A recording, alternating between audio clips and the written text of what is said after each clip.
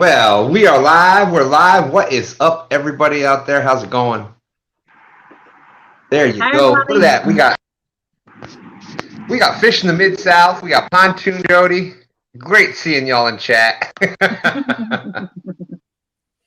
Melissa, what's up? Psycho, Uncle Lou, Brian B, Angler of the Ville, Mike's Fishing Home. Great to see you out in chat. Chucky Morgan, how's it going? How's it going? Uncle Lou is in the house. Brian B, you can't complain. Worth a lick. Well, now, Mid-South, what's that you got there? It's a cork. It's a cork. Here's an Uncle Lou's ride in favor, because you mentioned Uncle Lou, and he even signed it for me. It says right here, Uncle Lou, somewhere here. And I believe that's his personal signature. I don't think any of y'all else can get those famous signature Uncle Lou's rod. Let me check on mine. I paid extra for that, so it better not say Uncle Lou's on it. If it's Oh well, it only says it on mine because I caught a 222-pound sturgeon on this one right here. I'm just saying. But anyway, I've caught 222 fish in my lifetime. Does that count for anything? Buck Williams out there. Your boy Troy, how's it going? Annette Morgan. Shogun 9 Hour. Jeffrey Allen, how you doing? How you doing? Kevin B. Okay, Kevin B, honey, what are you expecting? This is a live stream. Mike is fishing on the live stream. That makes it a fishing live stream. There you go. Want more than one person to fish? I mean, I don't know about y'all. I don't know about y'all. Okay, if my the rod money goes down, it's going to be a miracle. Okay, I'm just saying. If you see Hey, take I'm one on that getting rod, out and getting second place. My money is on Mike's to win this one tonight. we could end up tied with him. Well, this is true. I'm not saying he can't fish worth a lick, but I got mine signed. I got mine signed as well, and I've only caught one fish on it out here on the live so far. Uncle Lou, you two-timing, three-timing, whatever you are. Tinker Bell, you how's it charged me going? $100 extra for it to say Uncle Lou's on it. What's up with that, dude? Oh, sorry, I didn't mean to, Uncle Lou. Sorry, I didn't mean to blow that gig up on you. Sorry about that. Man. Mike's, I guess if your polls aren't out yet, I guess everybody can cast their polls out. If his rods are out, then that means he's disqualified, and I get first. I've already had one little bite before we went live, so. Ah. Yeah, I've had a couple of nibbles too. Yeah. Are you fishing from the couch like John Euler? Almost, not quite. The rats out there, how's it going? Whisker Dreams. As many bites as I've gotten so far tonight, I'm thinking this feels a lot like the Slab Masters tournament for me. We won't talk about that. Oh, I was going to bring that. That was going to be like half the show tonight was the Slab Master tournament. Okay, you're going to spend 30 minutes per fish? Yeah. But no, that was great seeing a different type of tournament out there. Oh, it was. It was. I was glad to see it. I thought it was going to be a great thing. I was actually way overconfident in what my area was going to produce, and I was sitting there thinking, if I win, that was before Dockery, basically killed us all on day one before I even got a line in the water. I was like, can I really accept winning with fish that are, this big? Wasn't a problem. We got Rondell Perry out there. How's it going? California Ford Raptor Outdoors with Big Matt. Deadpool, how's it going? Whisker Dreams. The Rat. We got 24 awesome people out there. You mean we each only have to entertain 6 people? Cool. There you go. We can do that. I guess we can tell them what's going on. I've got COVID, so I can't get out and fish. I found out today. So I couldn't take a chance on getting any sicker. And everybody else had bad weather and they had to cancel because it's just too cold for them to be out tonight. And Mike, he toughed it out and he wanted to fish, so I said, go on. So I think we have a clear champion tonight. I wanted to get out Tuesday because it was 60 degrees here, but I could not because Tuesday is a day where I have a lot of home stuff to deal with, including picking up the kids and stuff. So couldn't get out, and it went from 60 to 30. Yeah. Well, I mean, last night, everybody and their mother went live because it was nice, warm weather, and then today hit. Yeah. Thank you, Buck Williams. See, Buck. if y'all look at the chat, Buck has put my the link to my channel there. There's currently only 8 subscriptions, and all 8 of those are actually my accounts. So get in on the ground floor. You know what I mean? And he's almost got that right. He has fishing with the mid mouth. I call them fishing with the big mouth, but you know it's close enough. It works either way. Check his channel out. He does a great job out there. And the weather, that's kind of something we talked about earlier before the show started. We talked about a little bit before the show started. Is, most of us out here, we're talking about catching big catfish, etc., things like that. But that weather, that affects every fish that's out there in the water, from the sunfish, bait fish, etc. That weather drops, the water temperature drops, they're going to move too. And, that's kind of something that we talked about before the show started. And, there's a lot of factors that go into that. But, yeah, that you saw that take effect. Oh, my gosh. Jodi, there was I thought of you and Brian today. I was at Walmart, and they had, they had all the Debbie cakes and their one second stuff there. But then up by the front, they had this one new rack that I'd never seen before. It was monster-sized zebra cakes. Wow. Yeah, they were this big. There was Monster, the brownies with the little stuff all in it. Yeah. Honey buns, Monster honey buns. Yeah. Pretty much the Monster Nutty. Everything that Little Debbie has, they were selling them a single pack, but it was like a monster size of it. So Sounds like a dream come true. yeah. No, I didn't get it. Does it though? Because I asked that because, the Reese's peanut butter cups, the regular size that has just the right ratio. Now the peanut butter eggs are very good. The miniatures are very good, but you can get the bigger cups and the ratio is just off. So, you got to make sure you get enough icing per cake and, And she's sitting there going, it doesn't matter. I got all the zebra cakes. I'm good. I'll eat one of these for you, Buck Williams, for sharing out the links to everybody. And I want to thank Willie for doing this little raid. Appreciate y'all's coming in. And there's somebody here called the Rat. What did he write? Hey man, heard about you guys from Dobson heading into the stream. How are you? We're doing great. Glad y'all come by. Link up some of these people. And make you some new friends. I'll definitely check some of you all out. There's Steve Adams, Catfish in Mississippi. How's it going, Steve? Always great to see you out there. Steve Adams has made the appearance out here before. Mm-hmm. We got lots. I'm sure I've seen 217 Rebel Outdoors, but if I haven't said hi before, well, hello to you. Yeah, definitely some new ones in here and appreciate it. Uncle Tim Lean is out there. Hog leg catfishing. Hog leg is opening up a new channel of how to use power tools. You might not want to subscribe to that one. Just saying. So why don't we, Jodi, why don't we do, what we normally do? We got 40 awesome people out there watching. Why don't we talk to all the anglers out there? Yeah. Where are the anglers? Let's see. Oh, wait. There he is. And not even the Mountain Dew to be seen. Is he a real angler? People. What's going on, everybody in chat? Appreciate you guys popping in. This is Mike's Fishing Home, sitting out at the lake. It's the only night I'll be able to get out this week. It's the show that I've been coming to for the last 6 weeks.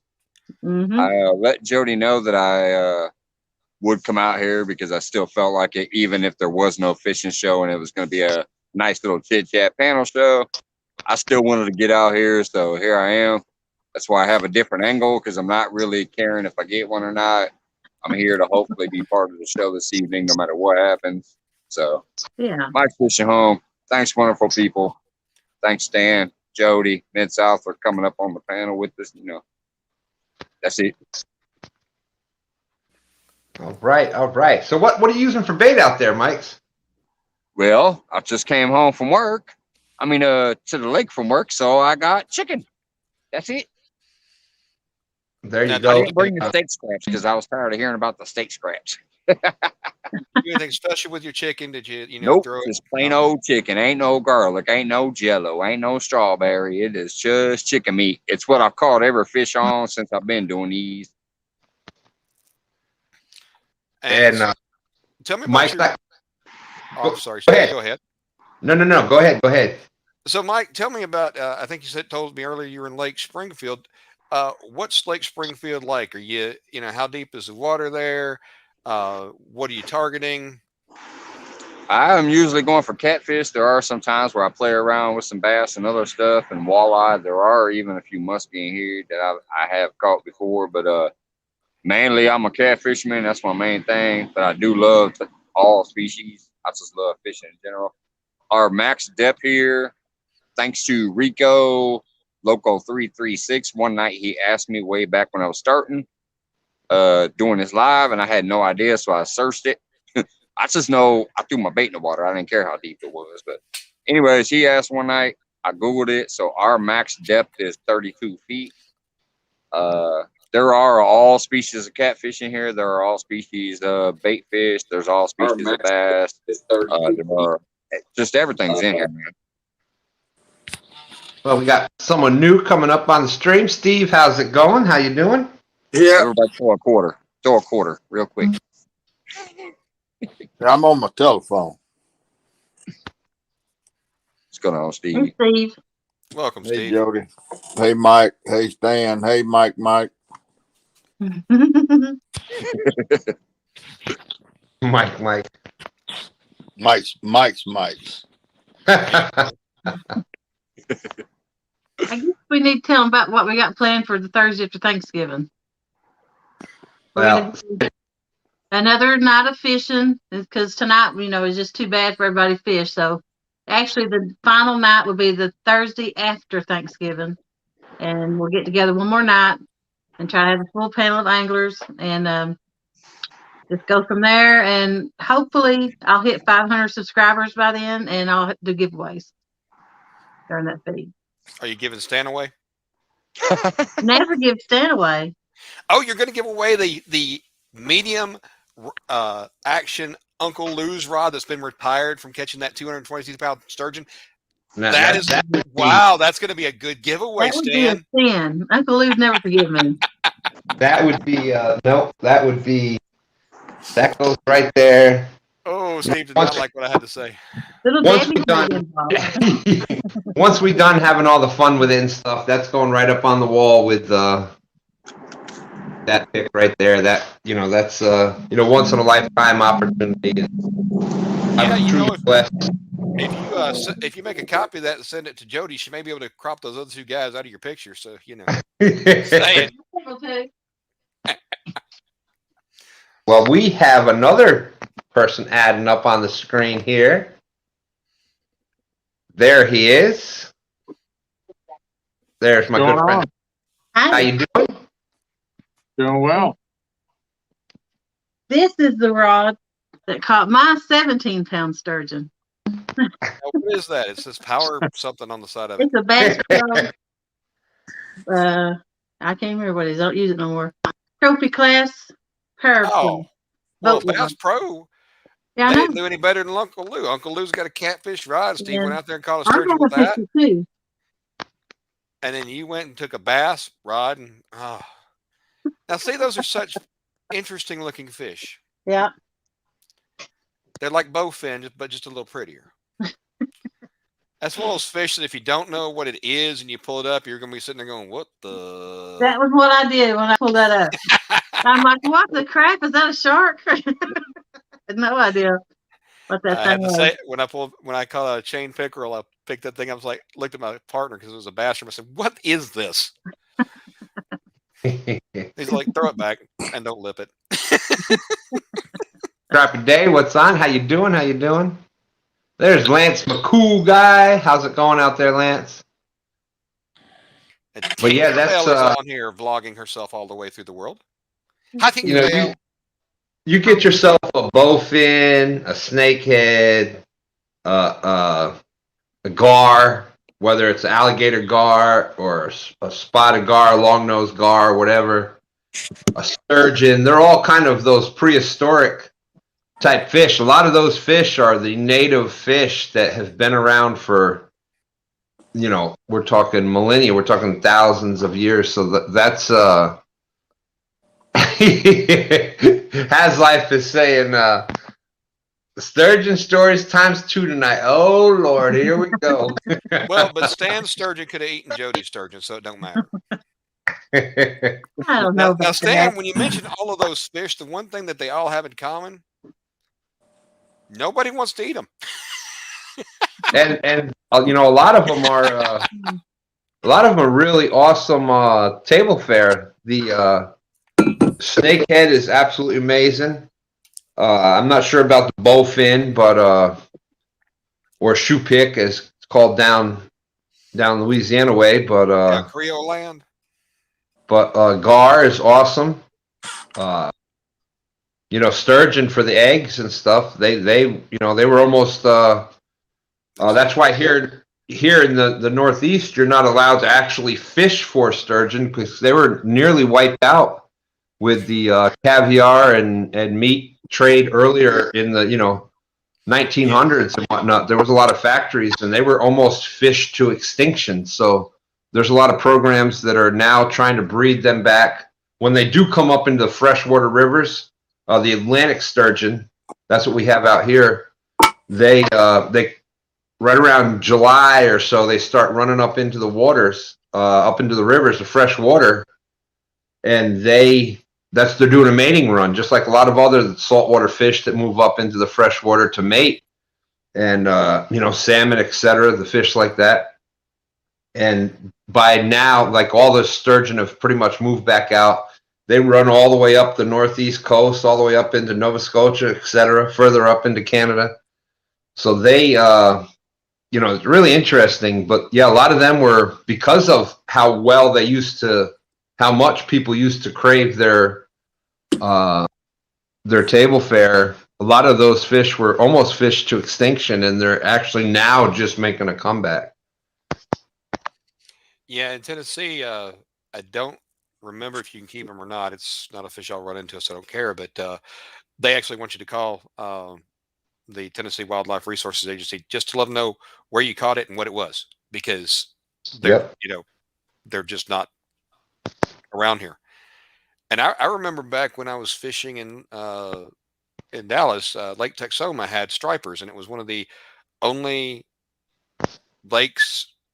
inland lakes that had a naturally reproducing, at least that's what I was told at the time, stripers, because it was brackish water. And I was surprised to find out they're all over the Tennessee River. I don't know if things have changed or if, what I heard when I was in Texas wasn't exactly the truth. But it's interesting to see stripers as, all over. Yeah. Oh, you got a picture? What's that picture up there, Stan? Well, Uncle Lou asked to see it, so of course we're going to show Uncle Lou the picture. There it is. Absolutely amazing. One of the best days of my life. That was, and to get to be able to share it with Stan 3 and Dan, that was just that made it just that much better. And actually, without them, obviously, it wouldn't never even happen. So. Yeah, that's just an amazing fish. I watched you. There aren't many videos where I can watch, an hour and a half of somebody fighting a fish. And I'm sitting there going, and this is after they've been fighting it for a while. I'm like, geez. Yeah, it was a half hour before we even were like, we got it live. What are we doing? Yeah.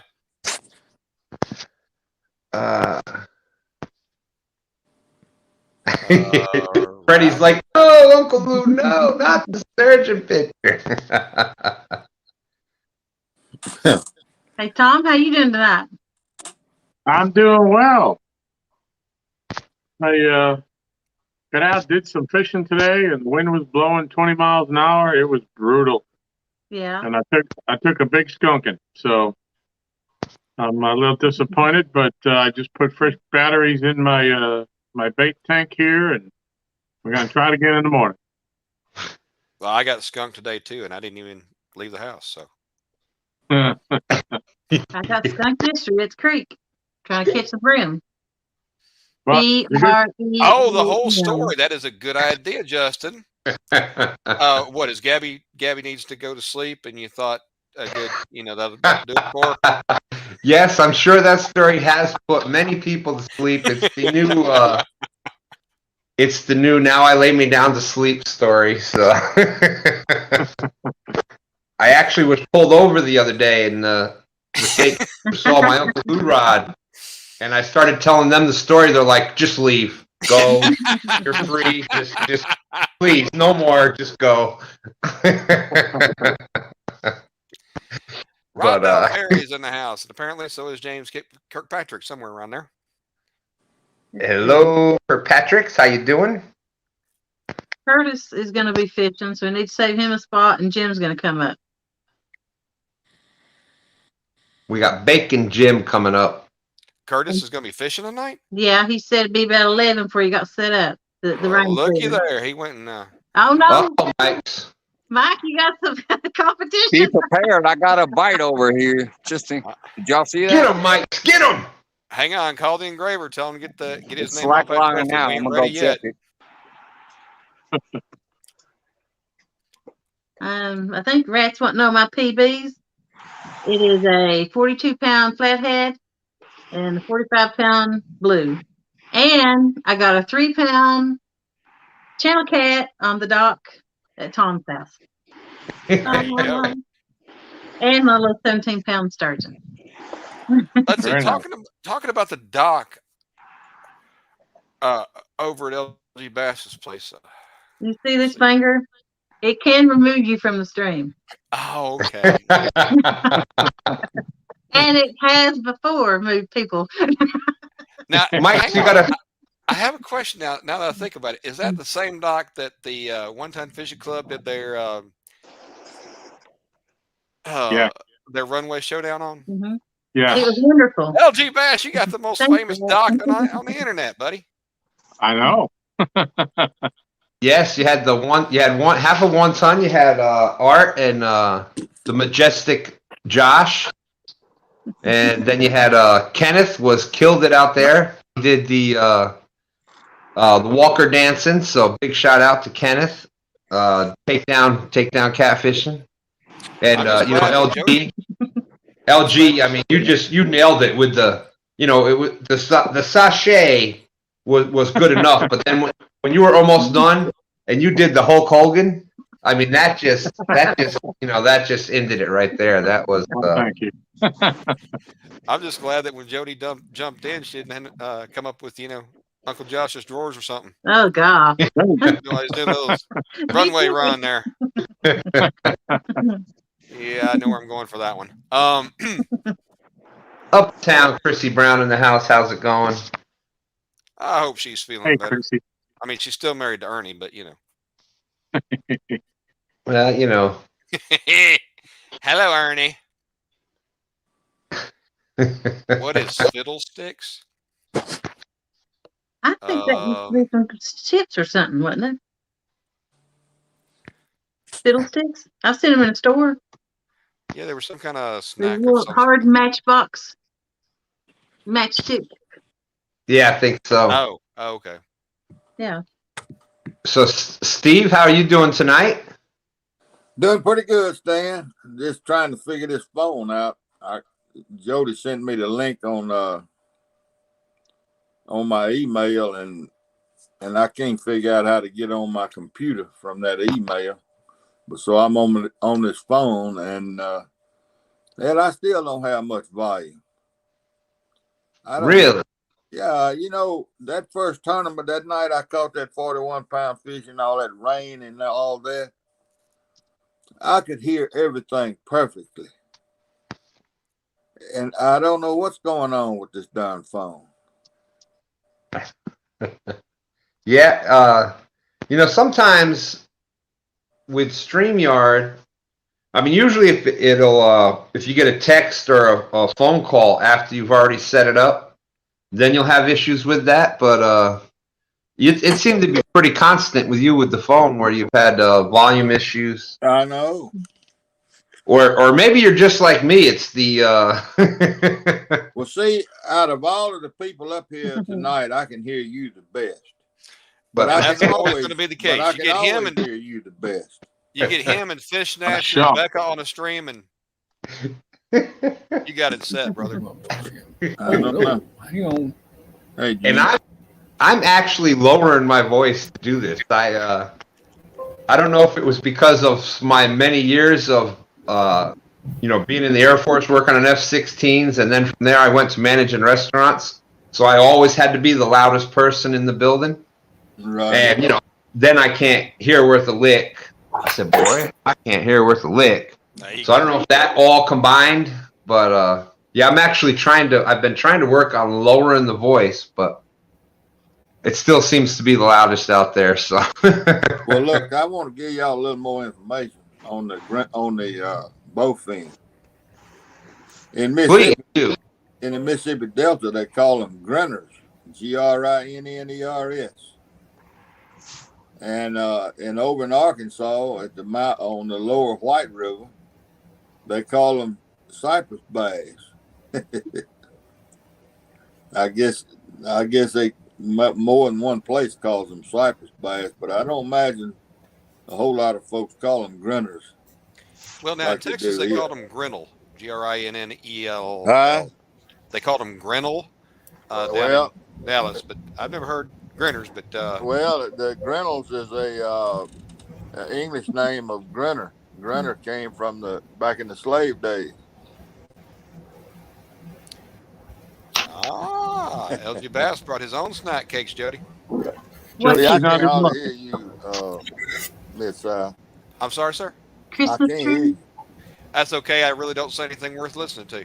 Well, I can see your mouth moving, but I can't tell what you're saying. That's a good thing. Lucky you, buddy. Lucky you. Yeah. Has is like, can I have that phone? and then wouldn't you know, And them. Jim pops up holding the Mountain Dew. Wait for my people. There you go. And Alicia, Mike does not actually have this in the bag just yet. Curtis he's going to show up late. He wants to give Mike a head start, see if he can't, I don't know, fish worth a lick or something. Now, Steve, if I remember right, isn't your son? He's a biologist, right? He's actually an ichthyologist. Well, there you go. That studies the freshwater fish. Yeah. And what species of fish is his he's mostly Alligator known gar. for?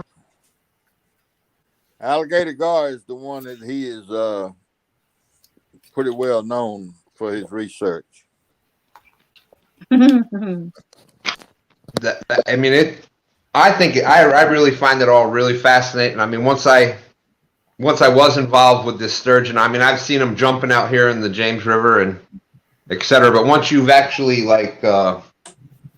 been right there with it and you've had a fish, well, it was bigger than Stan 3 and Dan, and half the size of me. So Yeah. when you've been, I told y'all the story. I know you've heard me. Well, you may not have, but when he was working for the Corps of Engineers down in Vicksburg, they wanted to do a study on a sturgeon that's in the Mississippi River, and he tagged. I don't remember. I think it was 15 or 10. I don't remember how many he tagged. But in a few months, they caught one that he tagged at Vicksburg, Brian. 600 miles up the Missouri River. So maybe if I just had a fish on. Uh-oh. I'm sorry. That's weird. I got Joey's attention. That's I'm kind of shocked. weird that he went up the Missouri River, because I don't think it goes anywhere. Yeah, well, this one was caught way up. They put tags on them, and somebody caught the fish and sent the information back to Vicksburg. Wow. Yeah, and it was just a matter of months that fish made that trip. Yeah, it's I really find all that kind of, that's one of the things that I've loved with talking with Epic about is the science behind all the most fish, their brain is they're reactionary creatures. They don't have the same capabilities we do. If the water temperature drops, they do this. If it goes up, they do this. If the pressure, they react to their conditions. So I really find the whole science behind it and all the different species. I really think it's I love all that kind of stuff. But it's so big shout out to your son there, Steve. That's pretty awesome. Yep, he knows his alligator gar now. I tell you, that's Well, I wish I could hear y'all. Jodi, can somebody hook me up on YouTube where I can get on my computer? Yeah. How you don't have my Facebook account? No. You want to do it right now? Yeah, this damn telephone's driving me nuts. All you have to do is pull up YouTube on your computer and then type in your login. Steve, can you pull up your email on your computer? I can. Well, if you can do that on your computer, you should be able to click that link on your computer. Yeah. If she sent it to your email, you should be able to click on the link that Jodi sent you in your email on your computer. Just click it. I don't have to copy and paste it. Nope. Just click on it. All right. Well, I'm on one way or the other. I'm gonna come up either in the chat or either on screen because I'm all right, my friend. This phone. I hear you. All right, y'all. A lot of respect. Jodi. There was talk You know what? at one point of trying to put the alligator, trying to reintroduce alligator gar into some places that they haven't been in a while to try to combat the Asian carp. I just want to say one thing about Steve Adams. I got a lot of respect for him. For anybody that saw him fishing that night out there, and I think it was a 7-7 bank tournament. Yep. Was that it, LG? Right, where it was rain and pouring. His Joey didn't show up, and he's as a person that has some mobility issues myself, and I've got a few years younger than him. That really was inspirational to me to see him out there. And he caught that huge fish, and he didn't give up. He stayed out there, and so big shout out to him. And then his son being a biologist, or he corrected me, an ichthymologist. And that type of stuff is important because without that type of thing, a lot of the fish that we, and you were starting to talk about it a little bit there, Mid-South, with the alligator gar. That's one of the big things. If they would introduce that into the rivers that are having that Asian carp situation, those alligator gar can take care of a lot of those Asian carp. So, yeah, but the thing is, the Asian carp, they grow so big, well, I won't say they grow so fast necessarily, but there's so many of them. There just aren't many fish big enough to take care of right. 15, 20 right. plus pound. Yeah. But I've seen I think it was supposed to be close to like 300-pound alligator gar that you had to hang it with a winch and everything. I'm like, man, I wish that thing was still in the system because those are, they're true monster fish. But yeah, and again, it was most of the situations where these fish, they were almost fished into extinction, and people would catch them, cut the throat, and throw them up on the bank, or bring them home and throw them in the garden, or whatever. They were considered that. People do that up in the north with pike and muskie, etc. They're considered that same thing. A lot of the, LG, plug your ears. There you go. A lot of those bass fishermen, those ditch picklers, they would, throw the muskie and pike up on the bank or kill them. Because they eat their precious little bass. Yes, they eat them. Okay, LG, you're good. You're good. Thank you. There you go. I mean, I did tournament bass fishing for a few years, and I get it. I mean, everybody they're worried about protecting whatever. Nobody wants to see their species get knocked out. I mean, that's the one thing we all have in common is we all hate the Asian carp because they could pretty much wipe out everything else. Well, let me say something about the carp. Yeah, and I hear it all the time, and I try to tell everybody all carp came from Asia. Right, And these are big head carp. They're jumping carp. They're big head carp. Mm-hmm. Yeah, when you say Asian carp, you're sending a bad message to a lot of people that think grass carp. They might not have ever seen big heads and the silvers are the invasive ones. Yeah, they may not have ever seen a jumping carp or a big head carp. You got the common carp, you got the grass carp, you got no telling how many different kind of carp. So the thing is, it's big head carp or jumping carp. Everybody understands when you say jumping carp what the nasty damn things are. See, now I thought that was the name of that carp. I thought that was the name of that species of carp because we don't have them around here. Well, but I thought they were called the Asian carp. All carp come from Asia, Stan. Yeah. Every carp species comes from Asia. They've been introduced everywhere that they are. Yeah, but they've kind of been naturalized just by being here for so long. So the reason I'm saying that is because I got corrected by you know who. And so I try to get everybody on the same page about it. And back to the alligator gar, I've got a real close commercial fishing friend here that fishes the Mississippi River. In fact, he taught my son how to run hoop nets and all out there to do the fish counts and all. He works for the Corps Engineers on retainer, and I talk to him about 3 days a week, and he tells me that the alligator gar have made a 60 or 70% increase in the last 6 or 7 years on the Mississippi River flow. I guess you call it the drainage.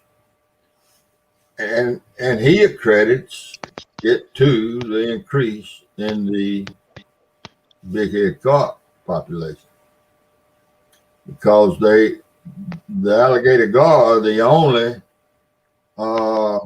predator that these jumping carp have out there, and they eat tons of the babies in the spring, right before the alligator gar spawn. These big heads spawn before them, and they feed up before they go into spawn, before the alligator gar go into spawn. Yeah, I mean those big heads and silvers are fun to catch. The problem is you have to snag them. They don't eat. They're filter feeders. But I snagged into a couple of them, and you get one of those, you got bait for a while. Well, have you ever actually snagged them with a treble hook? Yeah. They'll pull you around all over that river. Yep. Well, it's like trying, any kind of fish that you foul hook is harder to pull in, but then, you have to foul hook these to get them. And, you pick up a 10-pounder, you got bait for a while.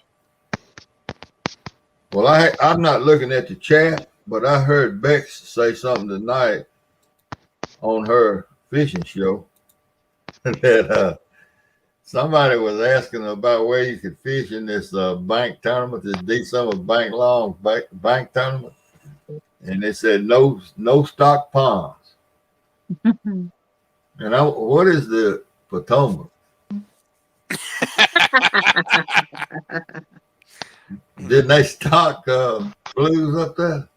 Well, it's no private ponds and no paper. Whoa. Hold on. Didn't they stock blues up there, Stan? Now, wait a minute. The James River is right there with it, the whole Chesapeake Bay system. They did introduce blue cats into that water system. However, You know how that works, Steve. You know, I'm sure your son has talked Wait a about that. minute, now, what's the difference in introduce and stop? Well, when you have an entire water system where they introduce some breeder fish into there to kind of bring that fish in, there's a reason that they do that. Well, where they get them? Do you mean they took some of these big fish out of these other rivers and carried up there and put in that water? Well, in That's not right. 1970s, Right. in the 1970s, yes, they did. Yes, they did. And there was also some from, you know, that were raised to do that. And hey, but what happens is they introduce a certain amount into a river system, and then that river system, they breed and they go from there. Can't you tell I'm laughing? Steve, how Well, long of course, have you been in this with me? Can't you But no, tell but Steve, what happens is people don't understand that situation, and then they want to compare that to like a pay lake or something like that. Well, They introduced fish at one point, and then then those fish bred, and they naturally progressed from there. that for sure. For sure. Taking fish from and continually taking fish from a natural resource and then throwing it into a locked system where they're just taken out and then more put in, and they're not. Hey, Look, hey, Stan, Hey, Stan. I was just No. now. No, Steve, I agree, and it's funny. I get the whole thing, but a lot of people out there don't understand the difference between that. Yeah. So there is a Hey, big. Stan. Oh, Steve Adams, buddy. Stan. Go ahead. Jim. Stan, that sounds like a Democratic analogy. No, No. I'm thinking Steve Adams is one of those guys that went out to, you know, like the guys that went out to the California forest and decided to set off some tannerite for the gender reveal party, and then, you know, huge fire. I didn't do nothing. I just went out lights there the and got match me a and watched it redwood burn. tree and brought it home, built me a fence. Hey, Jim, Hey, what? how you feeling? Feeling better. Well, Got good. bad news today, but feeling better. What Looks is like it? I'm on the end of the year like I started out the year. Still been having issues with my arm. And went to the doctor today because I figured it was still in warranty for my surgery. And because back in January, I had a tendon replaced or reattached back into my elbow. So I went back in there. The doctor's like, "Well, what are you doing? How you doing?" I was like, "Well, if I'm here, I'm not doing good." He's like, "Well, what are you talking about?" I was like, "I'm here from my warranty. Something's wrong." He said, "Well, you don't get a warranty here." I said, "I knew I should have went to that other hospital." But anyway, I looked, so I've got nerve damage, so I'm gonna be scheduled for surgery next week. So fun back on the arm again. Mm. So I'm gonna do You- Catcon St. Louis this weekend, tomorrow and Saturday, and then bad news. That's not St. Louis. That's Kansas City. Kansas City. Excuse me. Okay, you mean wrong town. I'll be in the wrong town looking for the wrong place. Yeah, but yeah. So it ought to be a good time. Well, it looks like there's going. I just watched Palmetto's little short cast that he done, and looks like there's going to be a lot of booths and a lot of stuff to look at. So Yeah, Jodi. ought to be fun. I don't know why you're asking people to post some links for you. We're already in your channel. What more do you want, honey? They post the links for everybody. That way, if someone wants to hook set them, they just click their links and go to them. Oh, well, that's okay. Yeah, that's kind of how this live stuff works there, Mike. Thank It's you, just, Mark. Appreciate that.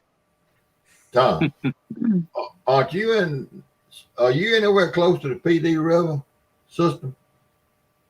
Who you talking to? Tom. Tom, am I muted? No, you're no, good. you can hear you. We just know who you were talking to, Steve. No, the PD is in South Carolina, I believe. South Carolina, I'm in Southern Virginia. Well, you being an old bass fisherman, you probably, or a bass fisherman, you probably remember the stink over the Flathead catfish in the PD River system. Do you remember all that? No, I've Yeah. only been in the catfishing for a year now. Yeah, but then the bass, well, it relates to the largemouth bass. They had a stroke over there in South Carolina about when they introduced these flatheads over there Mhm. in that water system. And I read several articles on the internet about it. Man, the bass fishermen were turning backwards flips because the bass, you know what the flatheads are eating when the bass are. Yeah. When those bass fingerlings are going around out there, the flatheads are going up through there sucking up about 30 pounds at a lick. And they had a big uproar over there over the flatheads being introduced into the PD system. Well, that's kind of what happened when the snakehead initially got into the Potomac River. And back then they were called the Frankenfish. And the DNR was telling you to kill them and, don't put them back in the water if you catch them, and call them and report where you caught it so they can try to keep a lid on it. And as far as I can see, it hasn't really hurt the bass population in the Potomac River because the tournament weights of these big tournaments are still the same. They haven't really changed. Nobody's seen a decrease in their catch ratio. And they're learning to coexist with each other. And it may even be doing them some good by thinning out some of those weaker fish anyways. Well, I know Arkansas, they had a sure enough snake, what do you call them? Snakehead eradication. It took them, it lasted 4 days. They went in there with Rodin and they had 2 helicopters, 7, 8 boats, and people walking the bank, and they even rode on the road ditches. They killed thousands of pounds of snakehead in the Cache River drainage system. Yeah, trying to kill them before they got spread all into the White River and then into the Mississippi flow. So far, nobody's reported one on the Mississippi River that I know of. Yeah. But there's been a few caught on the White River in Arkansas. We don't want them dang things.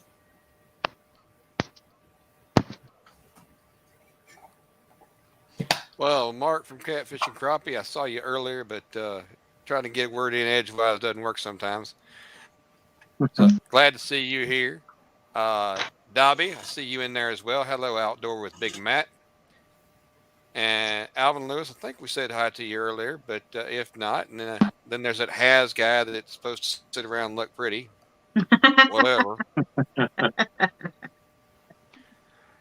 Brian B's fishing nemesis. Hey, Stan? Yeah. There may be someone popping in the basement that's going to get up and talk if you can keep an eye on that for me, because I'm working chat. Is it anybody cool? Okay. Huh? Is it anybody cool, or are they coming to hear the bedtime Stan story about Sturgeon? No, if they come up, they'll be talking. Oh. But Brian I'm B. not it going to is. say their name in case they don't come up. No, it'll be Brian B. because he always talking. Nope, that's Brown B this time.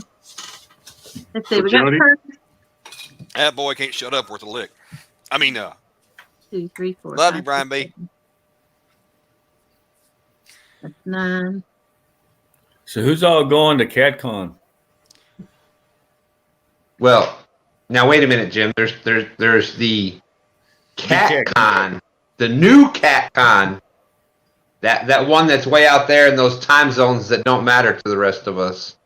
Yeah, the only important Catcon, the only important time zone. Well, now, clearly, And then there's Jodi will not be going based upon her, COVID princess title right now. You got COVID now? They found out I today. Hey, let me just tell you this. I don't know how bad you have it, but don't lay in bed. Stay active, stay walking. And that's what I did when I got it. I've got relatives that are doctors, and I said, don't lay in bed. Walk at least a quarter mile every 4 hours. That way it keeps your blood flowing, keeps your lungs oxygenized. And that's the main problem with everybody with COVID gets pneumonia, which I got later on. Good Lord. I can't walk a quarter mile. I can't walk a quarter mile. now. Dang, trying to do? me and Kill us? Brandon had COVID for 10 years. But yeah, stay active. Just don't keep your lungs full. Yeah, I've Exercise. been trying to breathe deep. And I've been like, I've just been cleaning, going through things. Yeah, Brian B., I think a lot of And people hanging rope. are opting for the original Catcon. I mean, I love that they're having one out. You know, I'd love it if they had one in Memphis, to be honest with you. But I got this big knot of rope to get out. Good. Is that gonna be a noose? No, it's my anchor rope. It's all knotted up. It's tied around all the blocks, and I can't get it untied. I thought you was I mean, making a we noose all for knew Avid that or Brian B. something. and Haz would be going to the one in Louisville because there's a good chance Catfish Dave will be there, and they all love to meet their heroes. Catfish Dave? Well, and you notice the James River Cruise on the backside of that also there, though. You'll see 2 stands there at the Louisville Catcon as well. Yeah. And that's kind of the thing. I didn't know how many people, both of them are kind of close enough to equidistant from me. And I was like, I go to the tried and true one. And I'm glad, I really am glad, I made that decision because, when they talked about some of the vendors had to back out because their wares are stuck on ships. I think the Louisville one's just going to be bigger. Not, again, not throwing shade at the one in Kansas City, but it looked like they got a good space and they'll have a good turnout for, for being the first year out there. I think it's going to be a really good thing. Yeah, it looks like there's a really good turnout. Of course, they said that there was several vendors that had to cancel because, like I said, of the wares. But the vendors that are there, there's several tackle shops, and they have just brought the whole store. Oh, So yeah. One of them, I can't remember which one it was, but yeah, I mean, just a ton of reels. Ripping Lips has some new rods out, different series. I saw who was it had green rods out this year. Oh yeah, they should. I saw it a little bit. Like I said, I just watched the video a little while ago. I posted it on my Facebook page. But Kevin did a really good job, kind of going through, doing a pre-show, kind of letting everybody get a sneak peek at what's going. They're set as they setting up. Yeah, if you want to see what if you want to see what the Catcon is going to be like, you check out. Like I said, Palmetto just did the behind the scenes Catcon, and then you can check out last year's was the when COVID was really flourishing and we didn't know how to deal with it, et cetera, et cetera. He did the virtual Catcon. You can kind of get an idea of what to do. And, LGBASS, I'm sure you've been to a lot of bass kind of similar situations like that. Yep. I am really looking forward to what I can find out tomorrow because they're trying to do, the mix of the virtual because the virtual, they had no choice on the virtual and now they've got the ability to integrate that. I'm hoping that there's a place that, kind of aggregates the deals on that of, any of the deals that they have for it, kind of get an idea of what's out there. Well, I know Kevin said they've got like 4 different shows, the speakers that they're going to do. He's going to try and do all 4 of those, but then each booth has a set time that they're going to either do a display, a demo, or offer a discount, kind of, their time. So he's going to try and integrate all that within the 2 days. And I know there's supposed to be a guy doing a talk about boat insurance, what you need and what you don't need, and several fishing guys out there giving tips and stuff. So it ought to be pretty good. I mean, it's the first year in Kansas City, and with COVID and stuff, hey, anything beats nothing. And but it looks like there's plenty of rods out there. Oh yeah. So and that's kind of what I'm going for is get some rods and see what kind of deals are out there. And then I think Blue Collar Fish, Brian's supposed to be out there. Murillo's out there. Kevin's out there. There's several, YouTubers that are going to be out there. Yeah, Fred Fines, he's out there, Bob. Saw him out there in one of the videos. Yeah, there's I don't think it's going to be a slouch by any stretch. It's just And so we get, and then also we get to set the stage for y'all, because this year they're serving beer at Catcon. So if we're good boys, y'all get it. So We're basically, bad boys. last beer at Catcon ever. Got it. If y'all, Don't we're y'all bad mess boys. that up on Y'all us get there, it. Bacon Jim. So, but I'll be dragging on the old Mountain Dew, so you won't blame it on me. Yeah, I think it's going to be it looks like it'll be Well, exciting.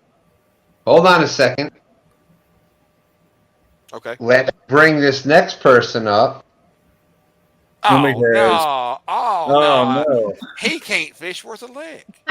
You're right. Thank Lo you. and behold, we were just talking about it. Talking about him. Kevin, were your ears ringing or what? No, Jodi invited me up, so I was just talking Kevin, I about set it this. up. You were supposed to be. Yes, my radar was on. I heard Catcon mentioned, and here I am. yes, everything he just said. Thank you, Kevin. Yeah, no problem. I got the Wi-Fi figured out finally. I'm sitting here working on thumbnails for all the live streams. And I just got a rope untangled. Woo! She's That's making the wonderful. news. Yeah, Kevin.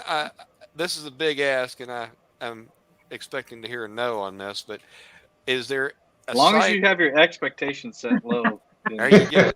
Is there going to be a site or web page or something that we can go through that would have a like an overview of the deals that are being offered? I know you're doing live streams kind of in each area, but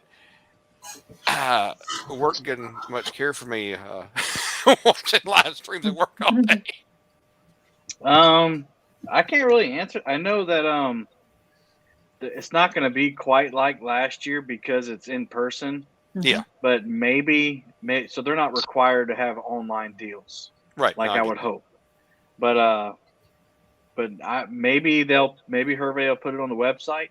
I'll just keep checking the website and the Facebook page if you do Facebook. Cool. Yeah, because if nothing else, it gives those of us who can't make it to this one an idea of what we might look forward to in Louisville. Mm-hmm. Well, Okay, I think Louisville's going to be 10 times bigger. Huge.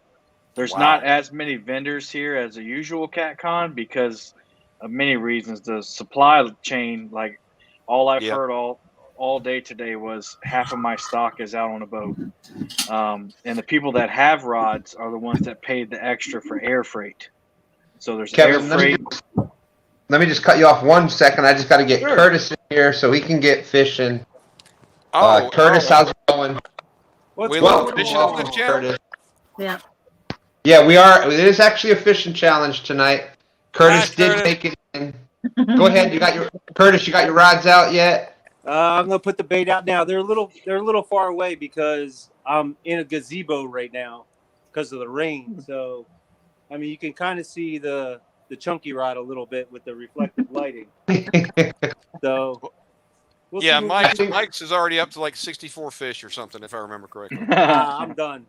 Did you say rain? You poor fellow. I wish it was warm enough to rain here.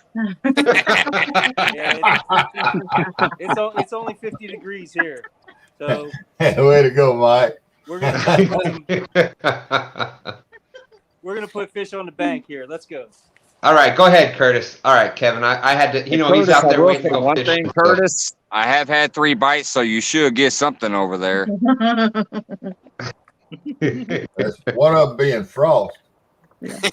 But, Kevin, I appreciate you taking the time to come in. A lot of us, the Catcon is, first of all, awesome job. Thank you for saving Catcon last year for pretty much the entire community. We really appreciate you doing that last year. You had some guests come up, and everybody just, Hervé and the whole Catcon crew there, and yourself, and you had Haz and Mark and everybody. And talking with a lot of people.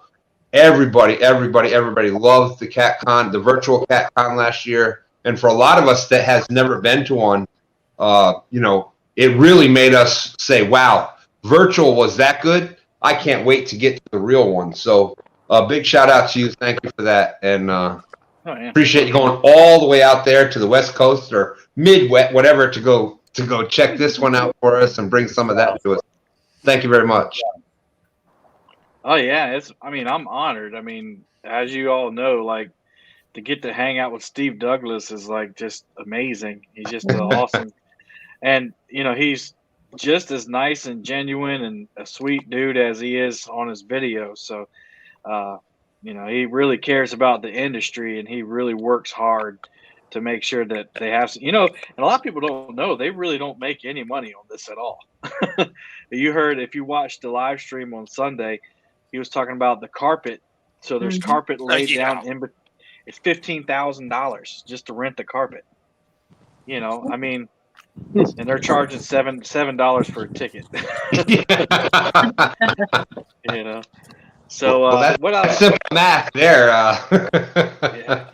So what I was saying is, even though so the hall is impressive. Like you look around, you're just surrounded by stuff. There's a lot of vendors there, and there's 3 major tackle companies that are there. You got Bluff City Tackle is one of them, and you all know Tackle Bandit. And myself and Mike Murillo and Jason Ward and Chris and Telly and let's see, Ryan Bortz, all of us were up there, and Bob from Fishing Finds. We all helped them unload, and it took us several hours to unload the 2 trailers worth of. I would have gladly helped them unload.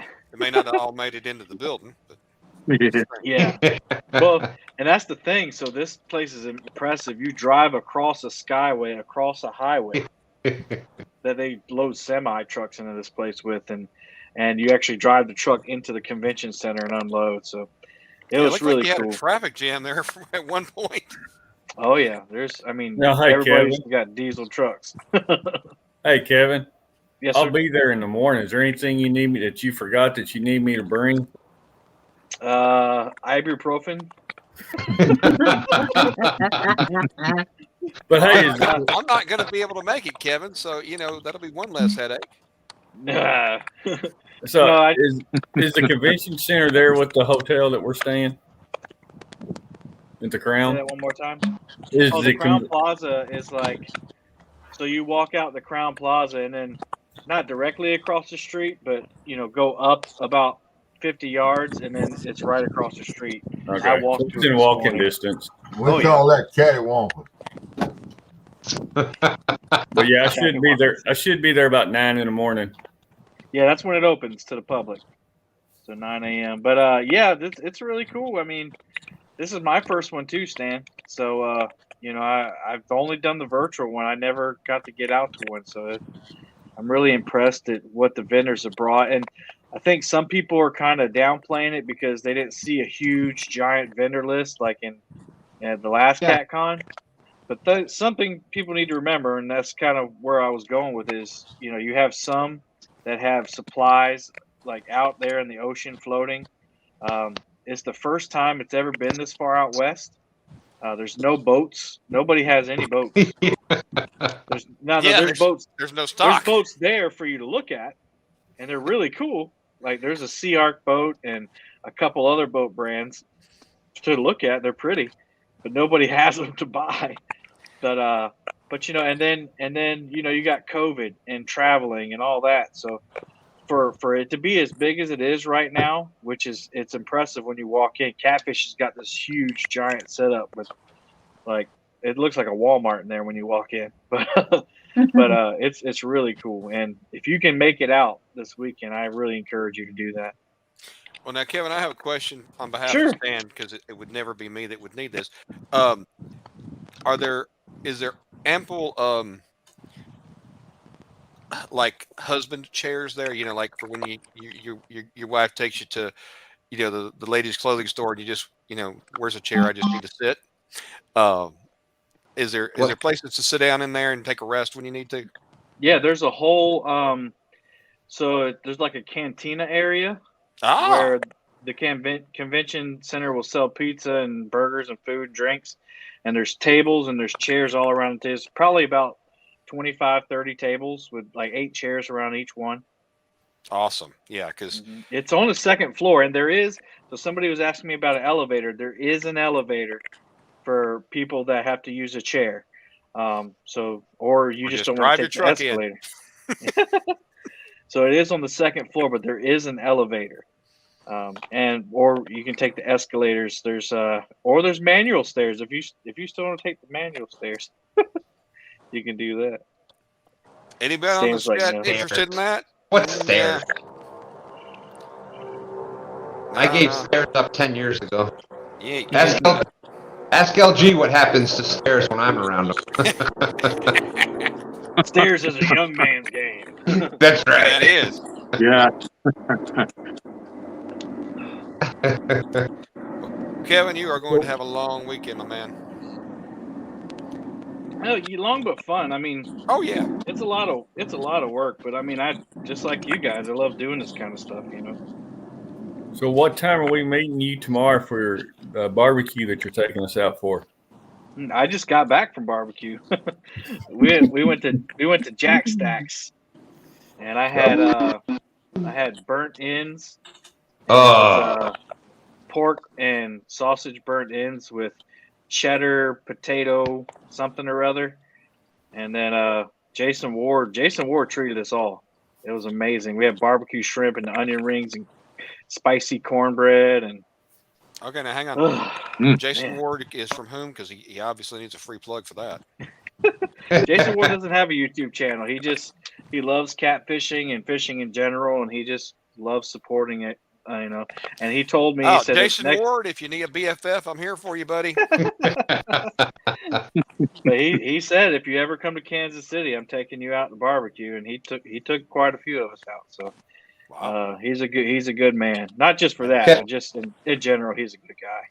Kevin, I'm sure you agree with me. I'm amazed at the support. Growing up, catfishing was like that was just that. You throw something out, something stinky, but the support that catfishing has got lately, and even from like you said, he has no YouTube channel. He just really appreciates the things that we're doing, and a lot of people out there like that. That it's just the support I've gotten in the past year has just been. We've talked about that before. It's just mind blowing that here we are, we're chasing catfish, and people just love what we're doing for that. So it's big shout out to Jason Ward and everybody out there that supports this catfish family, this catfish community. I can't thank y'all enough personally from the bottom of my heart. Thank you all so very much. Yeah, it was a good crowd out there. We had Hooks and Hammocks. Telly and Chris went to dinner. Ryan What's up, Boris. Chris? We had Daniel Rimmer from Never Lost was there. Tim from Epic Catfish and Sean, Catfish Heroes. Mike Murillo, my wife, and Jason Ward. And Mike Murillo's your wife? I said, and my wife. Let's not get carried away now, Mike. If you can't tell the difference between Anna and Mike Murillo, I'll have to. Where's the mute button at? Yeah, there you go. I can't find it. Do I press here? Yeah. I know you're not used to being on that side of it. You're used to having the control over here. Yeah. Hey, those of you who use StreamYard, I don't know if you've noticed, but StreamYard released a members portion of the StreamYard app. So, like, let's say I wanted Tom to be able to have control of my StreamYard. Mm-hmm. I can add him as a member, and he can have full control, or as much control as I want him to have of the StreamYard. So if I'm having a tournament, and let's say we're fishing 39 hours, and I need to go to sleep, then I can say, "Hey, Tom, you want to jump in?" And Tom can pull everybody up and take everybody down. So check that out. Those of you who use StreamYard, if you haven't seen it already, I believe StreamYard sent out an email. But I got check one that on out. it. Yeah, I pretty thought cool. that sounded like a really cool feature, especially for people who want to fish their own tournaments. And you don't have to give your password out to anybody. Yeah. That's the only way you could do that previously is someone that you've seen us do similar. I mean, obviously, right now, boop, hello.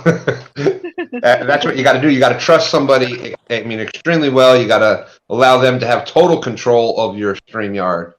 But so in order to have the new feature like that, that's pretty cool where you can have people up there helping you. Yeah, 39 hours catfishing. Who would do that?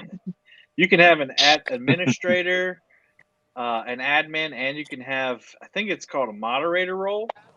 So like Mike Murillo and I do that podcast together, and so he can, if you're a moderator, you can do everything but schedule live streams. So like if you don't want anybody scheduling to go live on your channel when you don't know about it, then you give them that one. But if you want them to have full control, like Stan, it'd be great for you and Stan 3 because you both can have access to it at any time. Right. That sounds really good.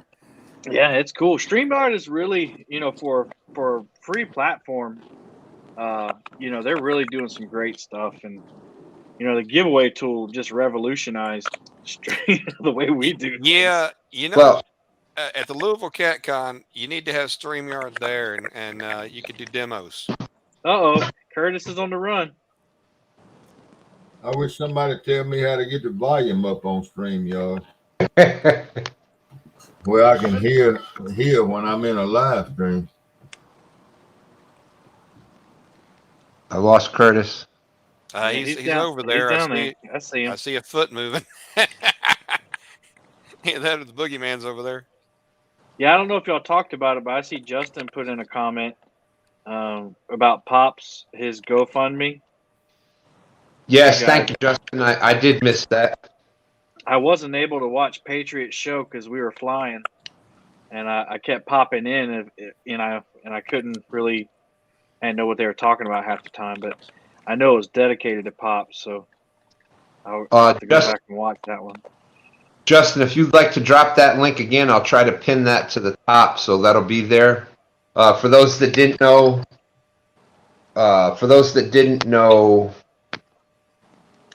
Pops or KB anglers, Bud Pops McGill.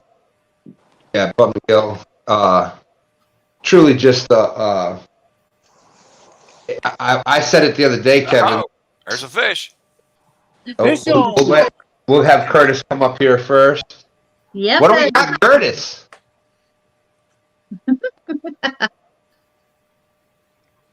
Because I think Pops would agree with us that it's about the fish.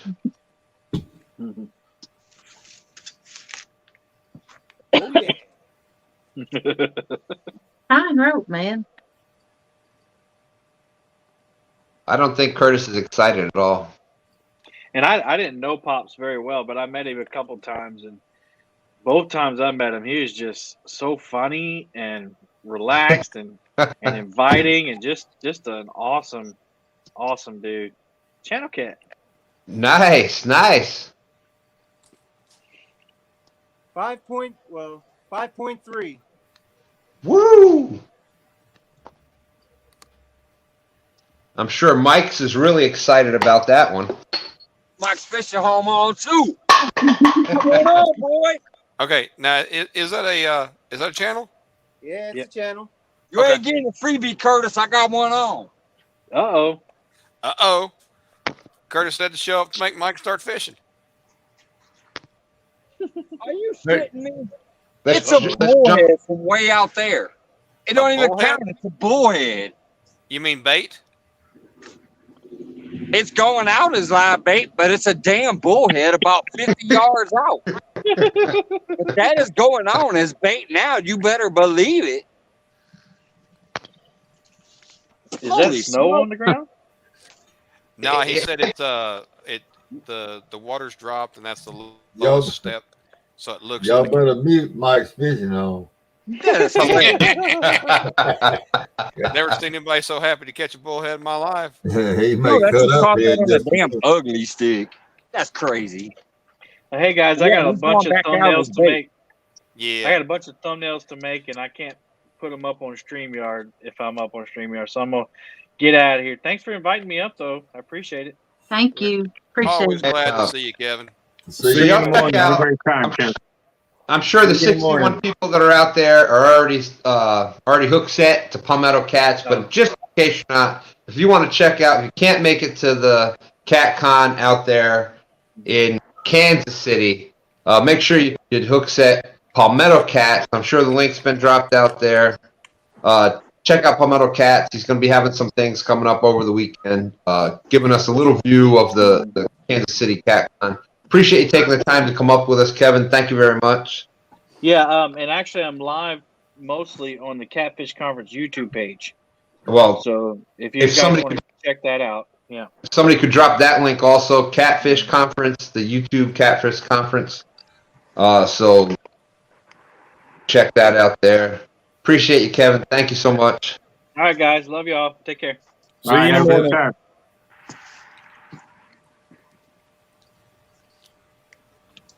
Yeah, that's awesome. That's awesome. Okay. Well, Stan, I've got some good news for you. Well, let's hear it. Well, you know, you don't get to be this good looking without some beauty rest. And you're growing hair. Wow. That's cool. That was so cool. There, I put the anglers right up next to you. Why? So I could actually see what somebody who catches fish looks like? Well, I wasn't saying that, but yeah, if the shoe fits, got it.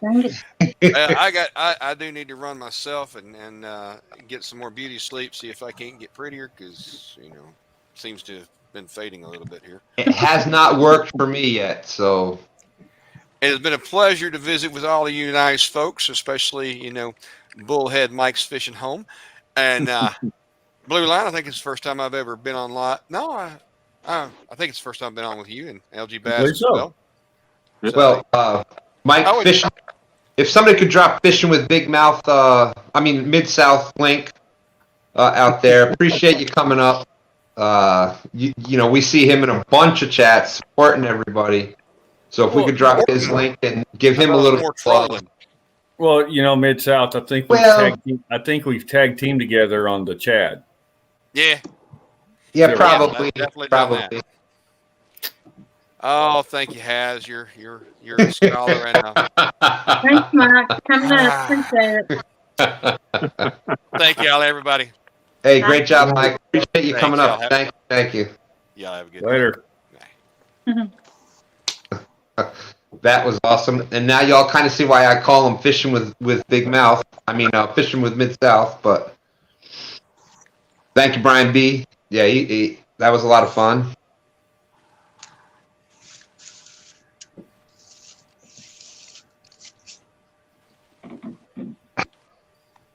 What? He made fun of my tapping, so. I'm trying to read the chat. I'm sure a lot of you have seen. I don't know what's going on. My eye has been blurry all night, so I'm trying to read chat, and I keep trying to wipe my eye. And I'm not reading chat very well. I've been watching it. I see Real Time out there, though. Welcome, John. Real Time Catfishing. John and Dana, I hear, are making a trip this weekend. I don't know if it's a surprise or not, so I won't say anything, but I hear they're doing a little traveling this weekend. There's bottom feeders hooked up. How you doing? Good to see you. Okay, so we have Curtis. What was the weight on that again? It was 5 pound what? 3 ounce. 5 pound 3 ounce. I'm gonna try to catch up with that bullhead that I just caught on a damn 10-aught circle hook. I just put him out on 2 rods. Let's get it.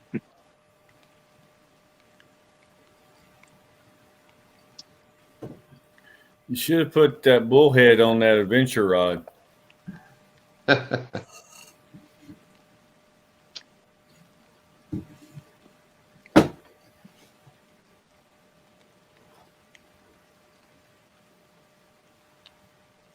£5, 16 ounce. So that's a 5.18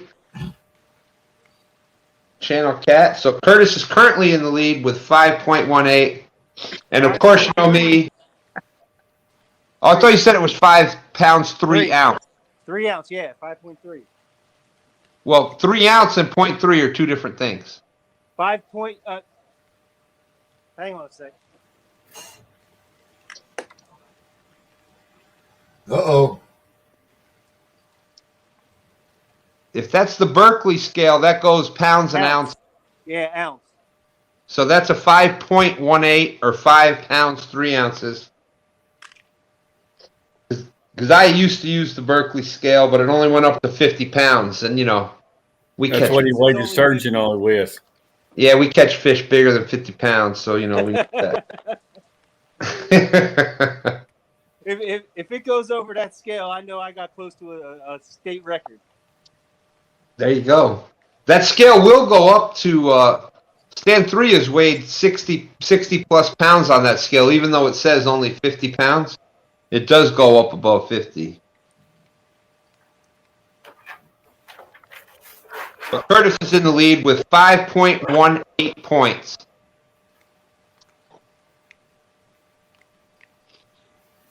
So, LG, did you catch any fish today? No, sir. I spent about 4 hours out on the dock and not even a nibble. The wind was blowing 20 miles an hour. There were leaves. There was big debris fields floating down the lake, just catching my lines. I couldn't even throw a bait rod. The wind was blowing so hard. There was like no angle where you could even throw into it. It was brutal. And I just finally got tired and came back. So what are you up to now? 328. 328. Well, I expect I got all y'all beat on fishing this week. I fished 6 hours Monday and 5 hours yesterday, and I'm 0. You're tied with me. I'm tied with blue line and like a fool. Curtis is on the run again. Well, I fished today for about an hour, and I caught a blue cat. And I'm not saying how big it was, but I did catch one. Stan, go to Catfish Curtis. He's took off Curtis to his is rod on the run again. Yeah, I just can't see. Hold on. I think that's him. There you go. It's raining. It's pouring. Stan's a snoring.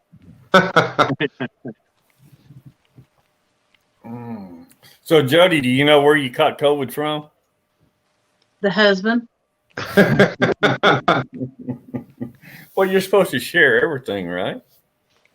Nope. I'll be right back, Jodi. So you'll have to just take it off the full screen if you need to, all right? Okay. I just got it.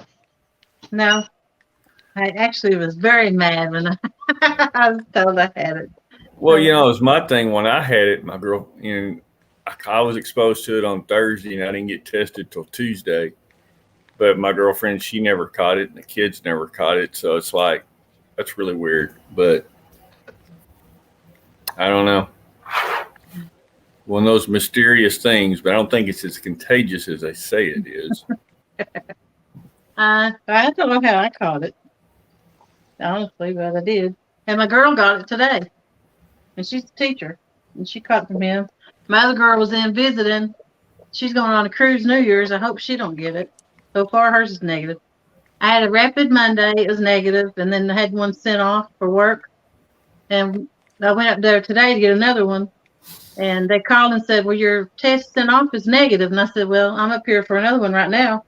And they didn't want to give me another one. And I'm like, no, my throat's starting to hurt. I need a test. And I made them give me one, and then it's positive. Well, see, I waited. I was exposed to it on Thursday, and then I didn't find out about it till Monday that he'd had it, and then I went Tuesday and got tested. So yeah. It was one of the rapid tests. I had the shots too. Still got it. Had the shots the last one in May. Have you lost your taste for zebra cakes? Not yet. Well, you're doing good then. I'm really not that sick yet. I hope I don't get any sicker, but we'll see. I didn't really get sick from the COVID. It was just like it messed with my kidneys. It messed with my gallbladder. I had a kidney infection. It messed with my heart a little bit. It messed with my gallbladder. What it did to your heart? Yeah, it was just they were real worried about it because it was kind of messing. I was having erratic heartbeats, okay. And then I ended up with pneumonia, which then my whole chest just like tightened up with a vice, and I was getting oxygen, but I couldn't breathe. Yeah. But I ended up getting double pneumonia, and so it took me a while to get my lungs back. Yeah. Sunfish, I took the shots because I have an elderly mom and I work with elderly people some, and I just didn't want to catch it and bring it in on them, be responsible if they got sick from it and passed. That's why I took the shots, to try to protect other people from getting it. But it didn't work. No. Well, no. I actually had a week vacation. All next week I don't work. But I'm stuck here at home. Because I'm in quarantine. Hey, I mean, you can still go out on the boat as long as you can't give COVID to the fish. I was gonna go tonight, but I just can't take a chance in the rain and cold to get any sicker. No, you need to watch your lungs. That's the big thing is pneumonia. Yeah. So, but I'm okay. I'm not that sick with it. I'm just gonna stay busy. Keep from getting sick. And there we go. Melissa saying it the best. Prayers for everyone that's sick, and prayers that we can kind of deal with this thing. And but that's what we come here for, is to try to support each other and get away from it. And Jodi, like I said, I told you earlier, I pray that everything works out for you, and I hope that it's a mild case of it at the worst. And it's something that I never thought I'd have to deal with here in the United States, walking around, going into stores with a mask. Mm-hmm. But what side you believe on, this is fishing, and we try to stay away from getting on sides of politics or this or that and the other thing. But whatever you believe that you need to do to keep yourself safe, do that. That's the best advice that I could give, and I think all of us, just do what you think you need to do. Mm-hmm. Big shout out to the people that are out there fishing tonight. Mike's braving the cold. Curtis out there fishing in the rain. I don't know. Curtis looks like he lost his favorite lure, or maybe his car keys. Or his car keys, I was going to say. Oh, boy. Almost done, David Smith. I don't believe you can get a ride hitchhiking tonight in that rain. Hey, that sounds like a Halloween movie, doesn't it, Steve? It sure does. I mean, I only hitchhiked once in my life. When I was in college, me and a buddy decided we were going to hitchhike home from school. It was about, I don't know, 50 miles. It was a junior college, so we got a guy to carry us out to the highway and let us out so we could hitchhike. We got out there and got across the highway and got on the side of the road in the direction we wanted to go. First car come up, I threw out my thumb and stopped him, my next door neighbor. Yeah, we got in the car and went home. I mean, it wasn't even like hitchhiking. Oh, Lord. So what did your parents have to say about that? Nothing. They want to know, what in the world are you doing at home? I said, well, me and Billy Joe decided we was going to try hitchhiking. We never hitchhiked. This was in 65, spring of 65, or the winter of 65, somewhere along in there. So me and Billy Joe decided we're going to hitchhike home because there was a bus. It was a junior college, and a bus ran from our hometown back, every morning. We were just going to hitchhike home and then ride the bus back the next day. But we was going to have fun hitchhiking. And hell, my next door neighbor picked us up. So it wasn't a big deal, other than we didn't have fun hitchhiking. If that can be considered fun. We just want to see how it was. Oh man, this is not good. What'd you lose? 5 pounds. $5? So you're single now? Oh, you ran. Oh, Lord, I wish I was there with my metal detector. What kind of reward? No one's coming up to PA to come find this thing. Yes, they will. Okay. Here, hey, Curtis. That was Look, go on YouTube. Go. Can you hear me? Yeah, I Yeah. can.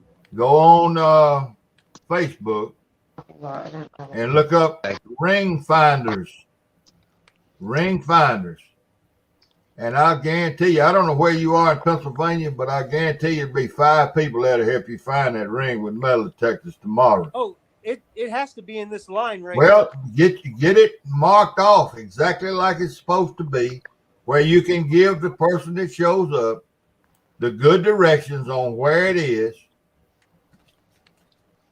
And I guarantee you, the metal detecting community is as good as the catfishing community. I'm telling you now. I got a bunch of leaves everywhere. That metal detector smell right through those leaves. I mean, I'm good at finding golf balls in the grass, so I don't know. Maybe I can find this, but I'll be looking for right now. all right. Keep looking, and while you're doing that, let me suggest something to you. It never falls off. Just saying. Somebody kill this rat guy. If you can. Yeah, I'm still having I don't know why my eyes are not working right tonight.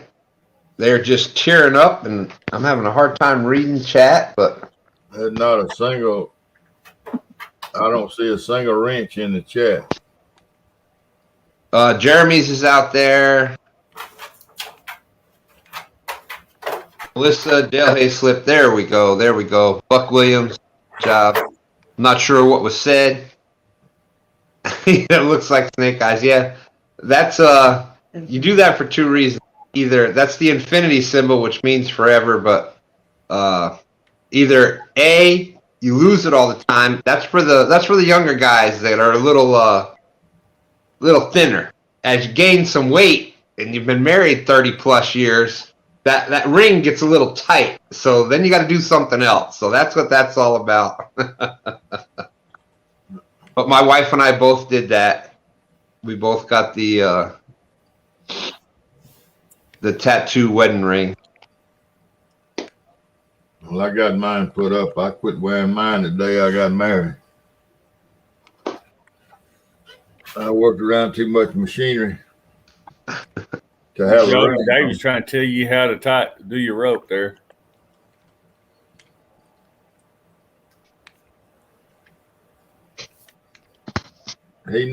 Somebody needs to impress upon Curtis that the ring finders will come find that ring for him. Thank you. And I guarantee you where is he? Philadelphia? Somewhere up in that general area. I guarantee you there's 50 or 60 people up there that belong to ring finders. And they'll be there and find it for quick. And if he wants to give him $5, all right. If he doesn't, that's all right too. Well, when he gets back up, he's way down there looking. That's man. He might have dropped it off in that fish's mouth. That fish is swimming around the lake with his ring in his belly. All right, Bacon Jim. Give the guy a break here. He's stressed out enough. Give him some hope at least. Somebody catch that channel cat 2 years from now, and all of a sudden it's gonna be there's a little diamond ring in there. I'll tell you what, we'll get those gold rings in the clear water as a duck.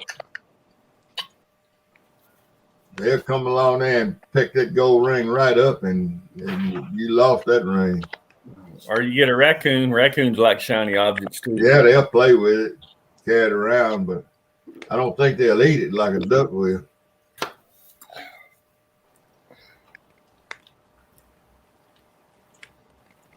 He ain't gonna find that ring in that. He done stepped on it by now. Oh, Y'all some pessimistic. I got faith in you, Curtis. You're gonna find it. Keep that bright light going. He hadn't got on his hands and knees yet. Hey, I'm always that glass half full kind of person. There you go. That blue line had the right. When you see him down on his knees, then he might find it. Sort of like looking for those couple of drops in a blood trail, right? Yeah. He's trying not to go home without it. But I hear what you're saying, Steve. There was I haven't hunted recently because of physical issues and stuff, but I know there was groups out there that if you had a problem tracking the deer that you could call in, and they just didn't want to see it was the same type of thing. It was like a animal go to waste. Yeah, it was a voluntary type thing, and if you wanted to tip them or give them donate some money to their organization, you could do it, and they would actually come in if you couldn't track the deer. You hit it and you found some blood, but then you lost it. They would come in and help you track the deer with some dogs and whatnot. They bring those Labradors in. Lab. They make pretty good tracking dogs. So I guess because you can teach them so good. There you go, Valerie.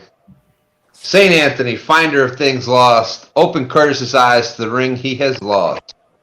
We ask this in Jesus' name. Amen, Valerie. So, Steve, there you go. Bam.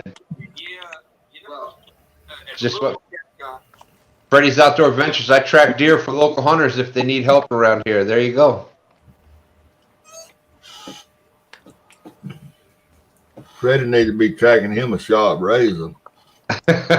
Oh, man. For those that don't know what Steve is talking about, Freddie's doing a, yeah, I hear you, Polar Bear. For those that don't know what Steve is talking about, Freddie's Outdoors Adventures taking on Brian B. Catfishing somewhere in the month of December, and they're putting up their beards. So you can check out more of that. I think that's going to end up eventually on Catfish and Crappie's channel. But let's talk about something sweeter for a second. Tom, I'm going to talk about Michelle's awesome, proper, for real, it's the real deal cheesecake. It's all mine channel. That looked like an awesome cheesecake. If somebody could drop It's All Mine's link out there.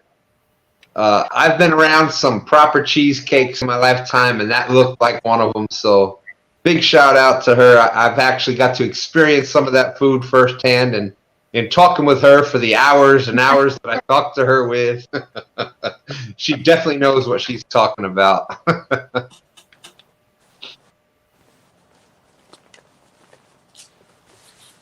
Oh, you're still muted, Tom. There we go. There you go. I'm sorry, I forgot that I had muted that. She gave me the test slice so that I could give it the seal of approval, and it passed with flying colors.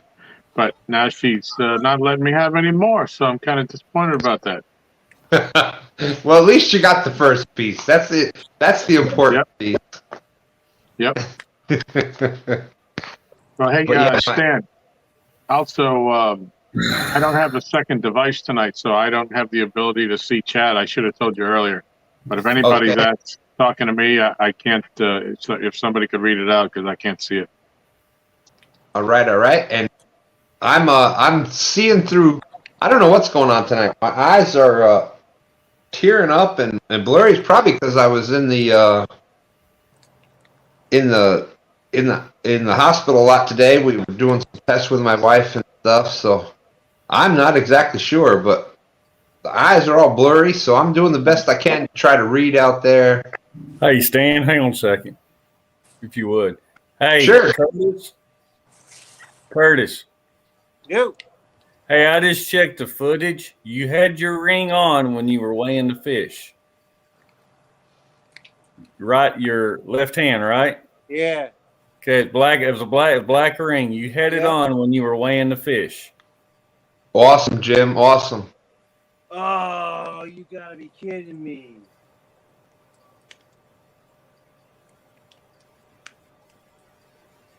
I bet you dropped it in that fish's mouth. I bet you I dropped it in the freaking water when I let him go. With the slid right off my finger. I bet you. Yeah, like I said, I just looked at the footage, and when you were weighing the fish with the scale, your ring was on your hand.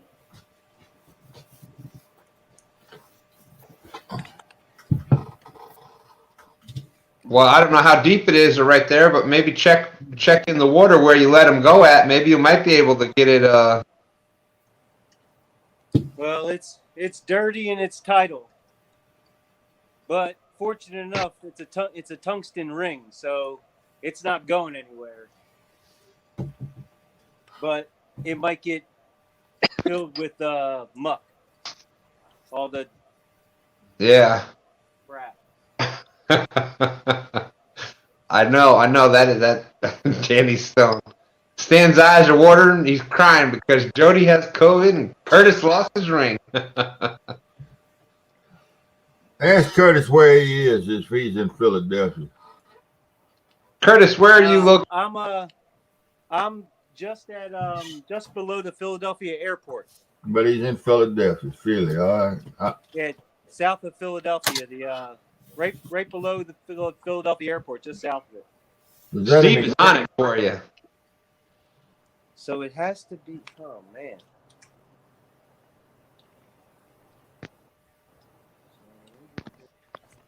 Okay, so it's from where you weighed the fish till when you noticed it was gone. It could be anywhere along here. We'll just keep searching. That's all you can do, my friend.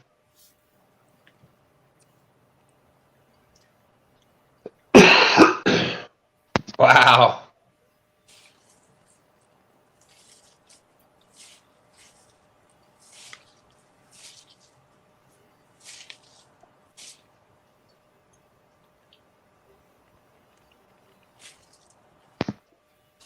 Missy's saying to check your pockets in case you put your hand in your pockets and it popped out in your pockets. Oh. Also, your bait, when you redid your bait, Valerie Irwin is throwing up a number for Philadelphia ring finders.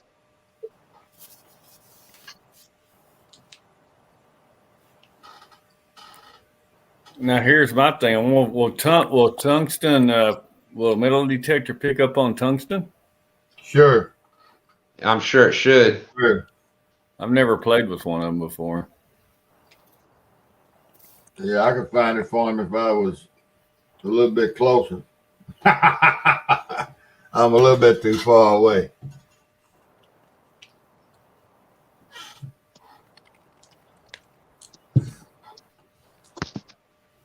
Hey, you found it. You found it.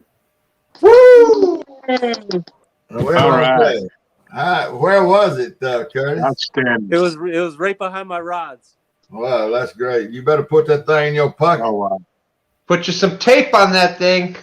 No, be like a girl. Be like a girl and put some yarn on it. I had some fat fingers before. I guess I was waiting I'm trying to gain some weight so the winter comes so my ring will fit. Gain some weight.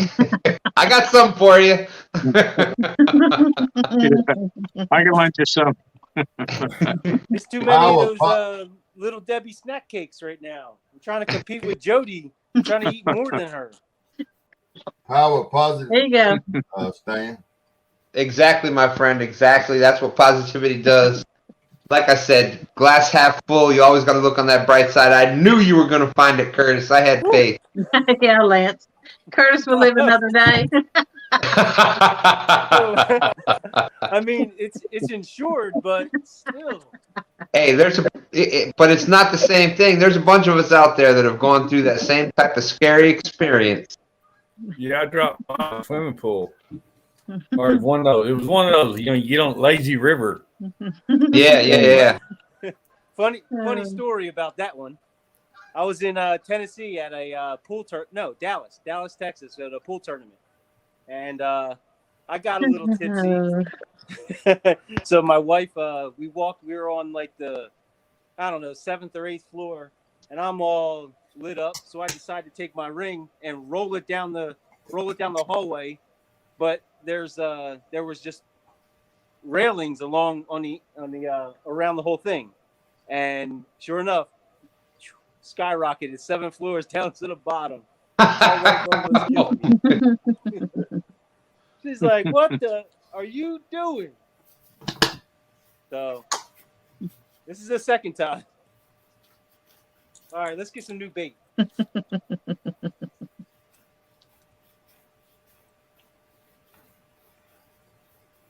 Well, I think, okay, so right now we have Curtis in the lead with 5.18 pounds, which is Channel Cat, which is 5.18 points. I think he's getting an extra 55 bonus points for finding the ring. So he is now at 60.18 points.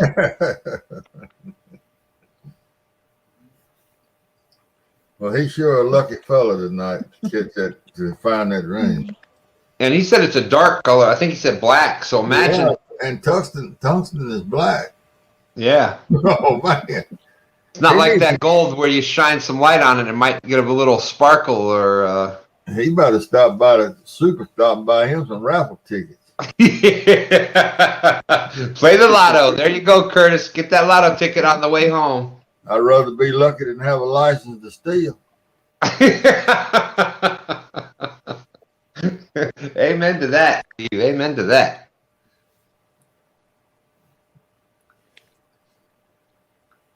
Jodi? Yeah. You fooling with that rope. You need to take that rope out and stretch it out and tie it off on both ends.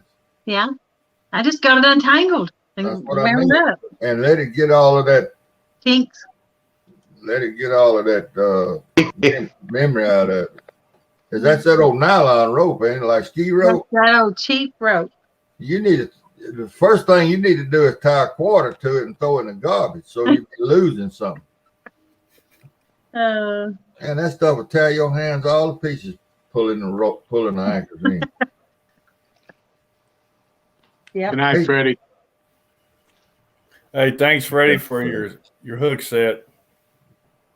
Yep, Freddie's is awesome. He's trying to get up to that magic 200. So if you haven't checked out Freddie's Outdoor Adventures yet, we had a lot of fun with him tonight on the Bait Shop. He's now the co-host on the Bait Shop on Fishing with the Chad, doing some other things. Fellow veteran out there, Freddie's Outdoor Adventures. So if you could do me a favor, check him out. If somebody could drop Freddie's link there. Justin put that. That's the GoFundMe. Oh, wrong one. So yeah, if somebody could put Freddie's link out there. Justin dropped the link for Pops from K&B Anglers, and we were starting to talk about that before Kevin came on. Yeah, and then Kevin came on. Let me see if I can do this here. No. Dang it. I can't do it from there. Jodi might have to. Well, anyways, there. I can't. I was going to try to pin it, but I can't do it from StreamYard. Justin Fish and Fetish put that out there. K&B Anglers. K&B Anglers. He's been, they've been in the community for a while, and Pops, his nickname was Twerk a Monkey. They had a lot of fun, and Pops was, one of those old school, what's kind of, old school America, where it was that sit at the barbershop or the little convenience store or the gas station, whatnot, and tell stories and, what America's all about. And he recently passed, and it's one of the saddest days I've had for somebody that I've never, ever met, but felt like they were family. So, yeah, I really enjoyed his videos. He seemed like quite the character.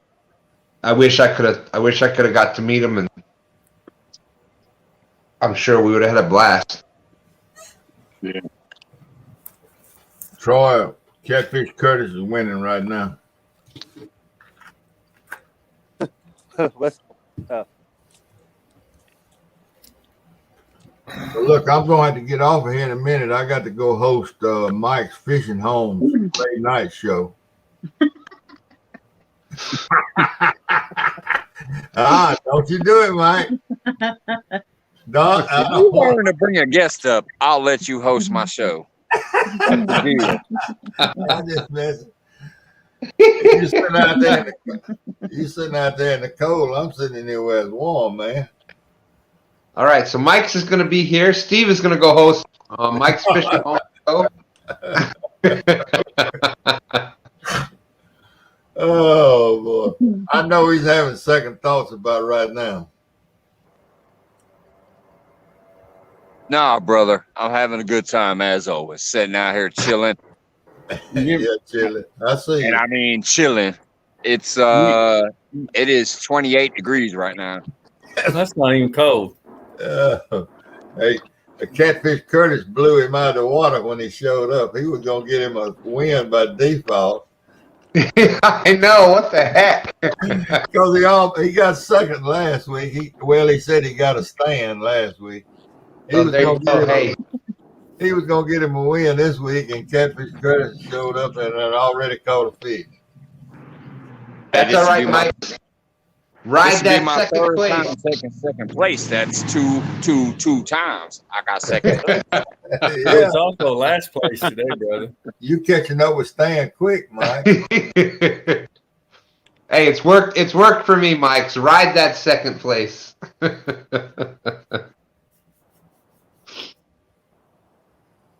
Mike, Stan, I did the same thing in that in Aaron's tournament. I caught the biggest fish and still finished second, There you go. Hey. like you did in that one of those tournaments. Yeah. I've been known to.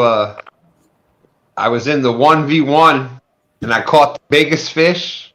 I caught the most fish, and I caught the smallest fish. But I caught them in the wrong order and ended up losing.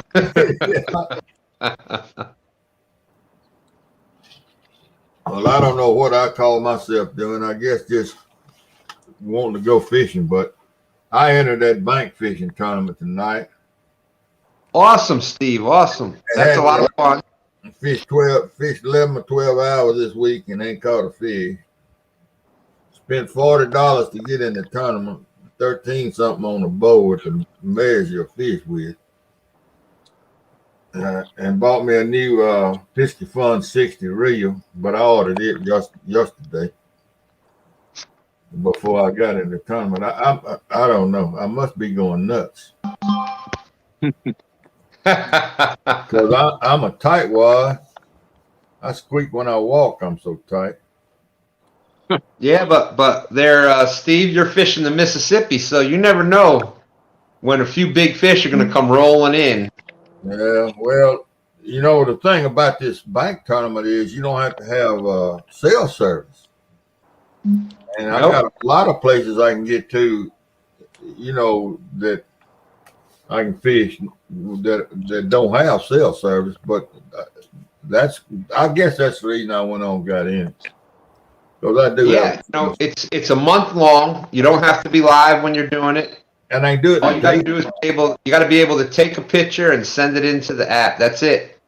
And I can do it in the daytime. You can do it daytime, nighttime, the whole month. Whenever you can go, you go. And you know, it's the Do You Has What It Takes month-long bank tournament. So you know, we're going to be talking to some people throughout the month, and I'll definitely be gone Friday nights. I'll be going over the results and who's doing what, who's catching some fish, and I'm sure you'll see Haz and Brian B and some other people talking about it, so you'll get some recognition for what's going on, and it's definitely going to be a lot of fun. Tell Jodi hello. There's Jodi. Hey, there's another cat on the. We got a cat on the screen. Yeah, and he's fixing to claw me all to pieces. He's steady trying to get it loose.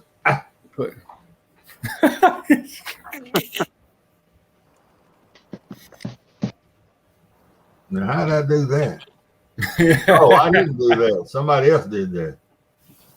I had to toss him over here on the bed. He was fixing to claw me. Jodi was just trying to get a look at the kitty.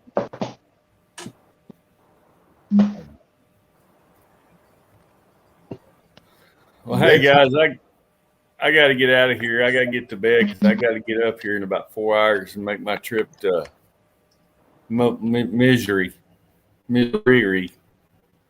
Well, make sure you say hello to Catcon Kev for us, and I'm gonna try and go live a little bit or something while I'm up there, either tomorrow or Saturday. Great. Kind of get with the guys, make a little video. Well, have a great time. Hopefully, I can get some new good deal. So, it'll be fun. It's good seeing you, Jim. I was worried about you. Well, I finally got this coughing and crap out of my lungs, and I was trying to stay out of that cold weather because it's been cold and windy down here. Mm-hmm. So then I got over that, went in to go get my arm checked out today, and they said, you get to come back. So hopefully I get a quick recovery, and I'm not dealing with this all the way till May like I was this year. So it'll be fun. Is that true? You're running the bacon booth at Catcon? Hey, that would be an idea. That's what Ed said. Well, that's an idea, man.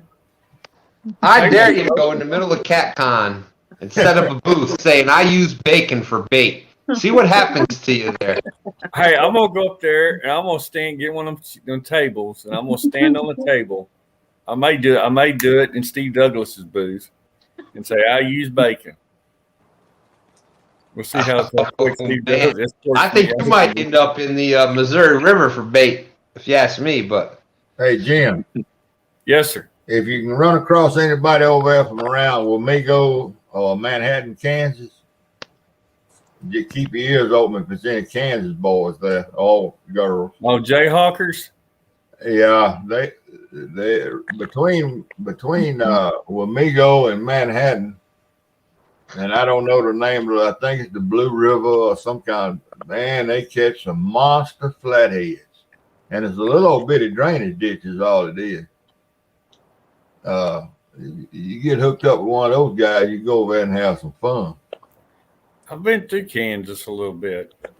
Well, you know how those little old channels run down through there. It's Tuttle Creek Reservoir is on one of them, and then there's a bigger reservoir there that's on the Kansas River, I believe they call it. One of them's on the Blue River, and one of them's on the Kansas River. And they have some good flathead fishing on those two rivers. I mean, good. Do you ever watch River Certified? No, I never watched that one. Well, he catches some good flatheads, and that's the kind of water they have in Kansas. Well, I know I drove last year before last, I drove to Yellowstone Park, and I drove to Kansas, and I was glad to get out of Kansas. I always go through Kansas at night. That's how you go through Kansas. You talk about Spencer Bauer over there at River Certified. I don't know his name. I just watch him. I like the way he fishes, and I like what he. I like what he does, and he catches some good flatheads. Yeah, he caught a 72-pounder out of Iowa. That's Spencer Bauer at River Certified. Okay, good dude. Yeah, he's a teacher too. A school teacher. Yeah, he's a teacher. Okay. I watch him. I look at a few of his videos. All right, y'all have a good evening. Be careful. All right. Safe travels. See you, my Have friend. a great time. We'll see y'all later. Bye. See ya.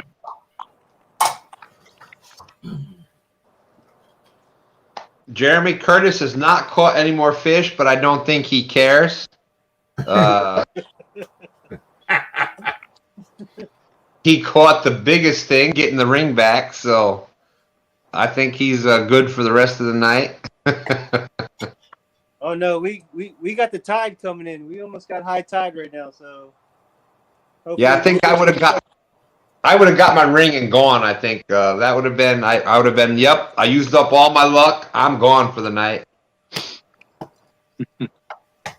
Speaking of which, he showed up about an hour and a half late. I'm probably going to leave an hour and a half early. I'm going to make a couple. I'm going to make a couple trips to the car. It's getting damn chilly out here. I'm going to make a couple trips, but I'm going to hang out a little while. But I'm going to start taking some of the stuff to the car now. So if you see me missing, that's where I'm at.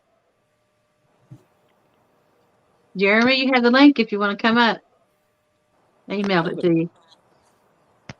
I'm gonna. The rain has stopped. It looks like so. Let's get a little closer.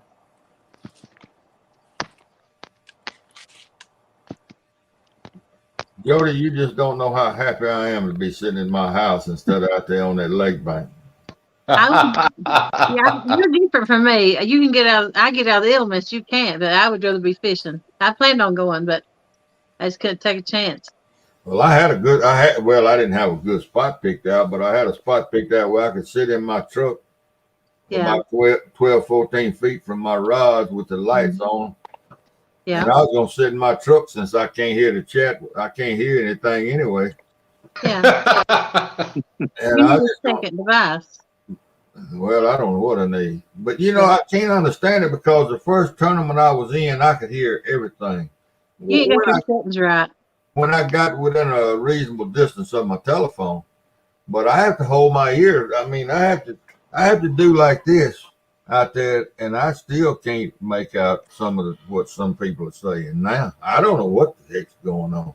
Mm-hmm. So I think I know what you need to do.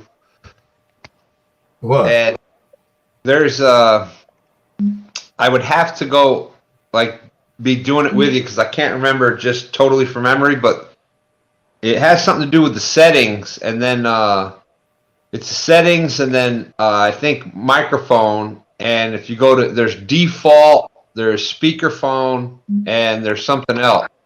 Now, what kind of phone are you talking about? Well, I've got Android. No, see, I got an iPhone. Oh, you got them damn apples. Yeah. There you go. And I think that's the problem. But why did it work that first night? I mean, I could hear the chat. I could hear everybody that was fishing. I could hear you. I could hear Becca. But something must have changed. Something must have changed in the. And I was sitting up here tonight when I started out with this, and I could hear better than I can on the riverbank. But I was having to hold it up to hear it up close to my face. I don't know what's going on with it. And there's this bank tournament. You got to have your picture is supposed to show you the GPS settings.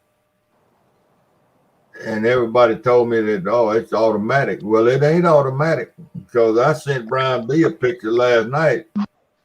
And it didn't have any GPS, but I fooled with it today, and I figured out. And now I got the, it's set now. When I take a photo, you can see where I took it from.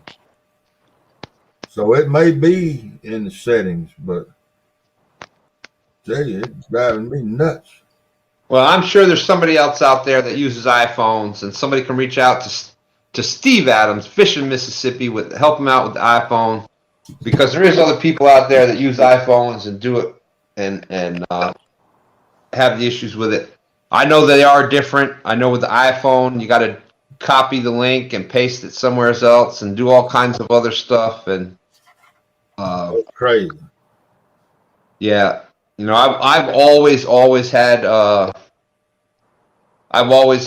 Android, so I don't really know anything about iPhone at all. it took me long enough just to learn Android. I fought the cell phone for years, and it was already. I still had the flip phone where other people were having flat screen and everything else. So. Shoot, I still got to get my granddaughters to turn off the parental control on my cable box just so I can watch a movie. Jeremy, I don't know if I caught that fish or that fish caught me. I'm still trying to decide.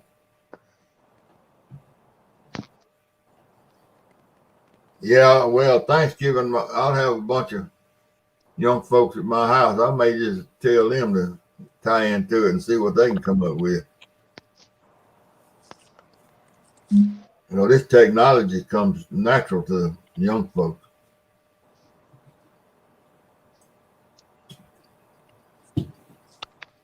Yeah, like I said, I've literally had to. I wanted to watch just a regular movie. It was just an action movie, and I had to have my granddaughters turn off the parental control on the cable box so I could watch it. I'm learning a little more now, though. So look, hey Stan. Somebody asked me yesterday.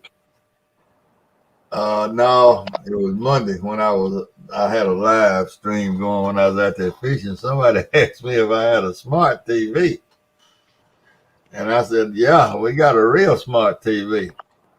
And they said, "Well, you can put all this up on the TV and watch it." And I said, "Well, the TV is so smart that we don't know how to do it." You and I in the same boat, my friend. Yeah, we got to, and my wife said, "We got to have a smart TV, Steve. We got to have one."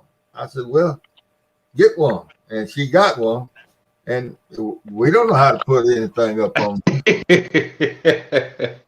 Never watched anything, but she watches Harry Potter about 6 nights a week. Yeah. And I watch Laramie every afternoon, Virginian and Laramie.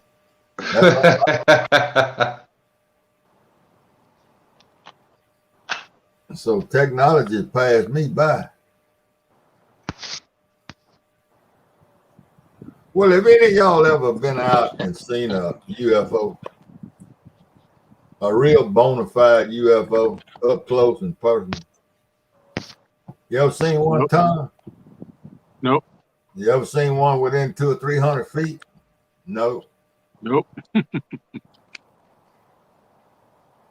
What about you? Go ahead and tell us, Steve. We're waiting. Yeah, man. It was back in I used to have a house trailer at my deer camp. Everybody called it the ghetto. I paid $900 for it. So but it was a 1951 model and it had white walls in it. We wrote all this stuff down. Well, ever since it's been dumped off in a gully over there in the hills. It was 13 of us at deer camp. It was 4 of us sitting around a campfire. The same 4 that sat by the campfire every night. And there was a bunch of kids in my camper watching TV. And in the other camper, there was 2 husbands and wives and their young children. And they were cooking elk. One of them had been out west and they were cooking elk. So we were sitting around the fire. Fella says, there's a long bayou down there ran southwest and northeast. And one of the guys says, "What is that down there in the woods?" And I was sitting where I couldn't see. And the fella sitting across the fire from me, he looked and he said, "Man, I don't know what that is." So when it was 2 of them saw it, I got her up and walked around where I could see, and I could see it. And it was blue, white lights. It was 3 of them. 3 blue, white lights. And one fellow had his back to it. He was an older guy, and he was a World War II fighter pilot, fighter bomber. Thank you, Melissa G. Style. What's up? And I said, "Mr. Guy, turn around and look and see what you think." He turned around and looked. He said, "I don't know what that is." And I said, "It got to be helicopters." anything else be flying that low. Well, there's one Vietnam vet that he says the quietest helicopter I ever heard. He was in Vietnam for a long time, and anyway, that thing kept coming closer and closer and closer up that bayou, and when it got out there about 100 yards, I realized that this is something that I don't know. I don't know what made me do it, but I ran in my camper. Fish on. Fish on. Fish on. We got a fish on. Shut up. Curtis has fish on. Thank you, Mike. What you ran, Curtis?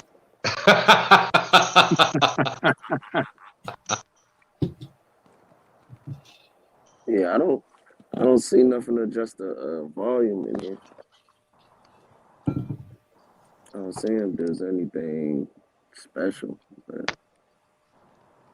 there's nothing in here. You got another one.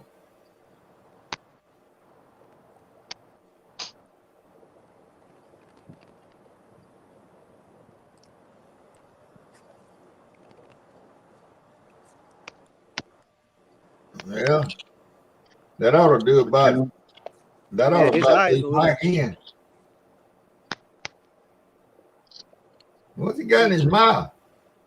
Oh, that's just some seaweed.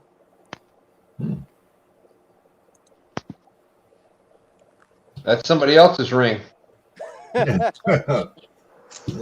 Mike's Fishing Home has one on again too. It just yanked my pole off the tackle box. Oh, okay. You kidding me, Mike? Did he lose his pole? Yeah, this ain't no bullhead this time. All right, Mike. We're gonna let Curtis is waiting. We're gonna give you solo screen, Mike. There you are. You're in screen. Don't let him pull you in, Mike. If he loses the fish, he's gonna have to mute him.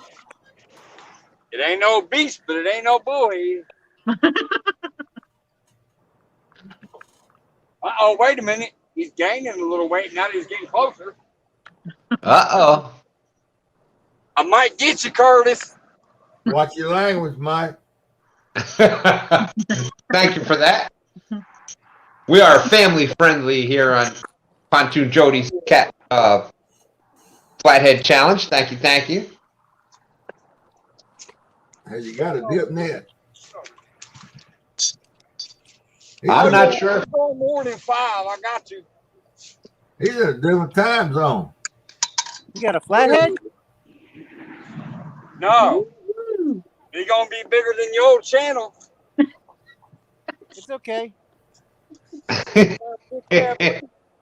If you don't think that we're just hanging out here having fun, if you don't think they care about fish, woo!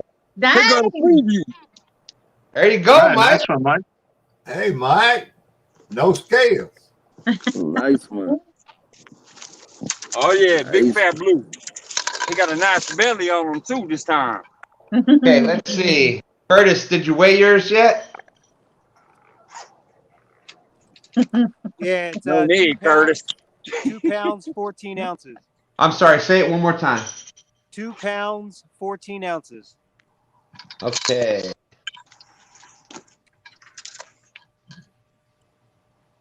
There you go. Throw it back, Mike.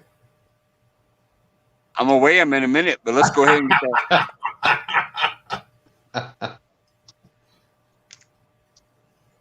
I believe he's over 7 pounds. I believe that fish there up there around 9 pounds.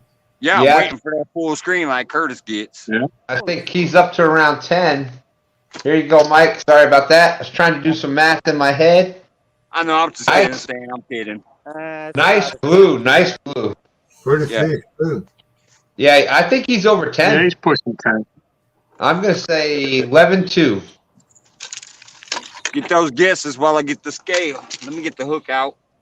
George Ray is saying 13. Rhonda McDaniel is saying that's 4 catfish sandwiches right there. By the way, hey, you know what he got caught on? That bullhead that I tossed out. There you go. Okay, Remember when hey. I caught the bullhead? That's what Fresh he's on. is Fresh is best.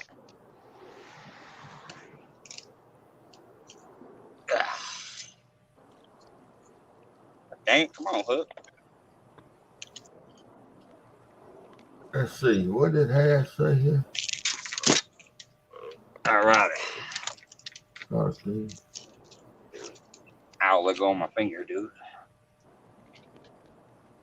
Here, let me get my frozen bait towel here and try to wipe my hands off so I can get a weight on them. My bait towel is frozen. Okay, before you give the weight, let me give Curtis's fish was 2.87 pounds. So that means Curtis right now has 15. Curtis has 8.05. So if that fish is bigger than 8.05, you are currently in the lead. If this fish ain't 805, I quit. Mike's. Hey, Mike's. Don't tell anybody, but throw about a pound of lead in his mouth before you weigh it. Stand on his tail. I don't need to. Trust me, I don't need to. I may have got my weight then. Leave your guess. Oh, let's see. We got some other guests. We got a bunch of guesses out there.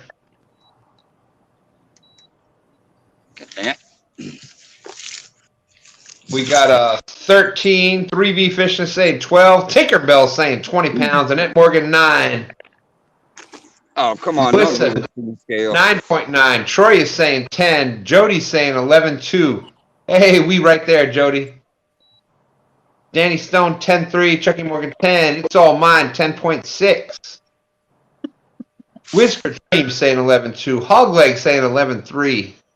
Well, I had it on kilograms on accident, and it was over 5 kilograms. I got to reset it now. Oh, so yeah, it's over 10 pounds, so there's a good start. I'm going to stick with my 9 pounds. Nope, it's over 10.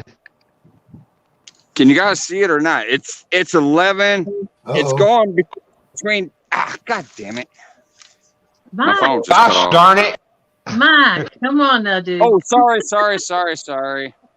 I was My a little phone slow just off went the mute. blank for some reason. All right, there we go. My phone Rondell went Perry blank saying on the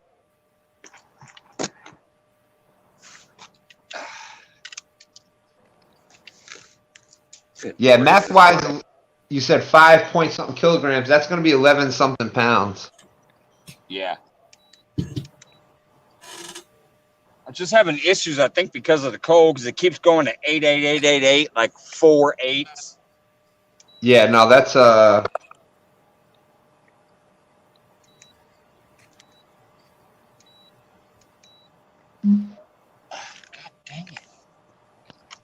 Gosh dang it. Sorry. All right, there we go. Now we got zeros again. I'm trying to do this right. We got the zeros.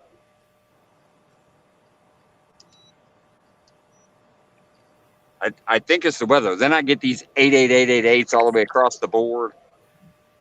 Now it says 0 again. When I accidentally had it on kilograms, it was over 5 kilograms.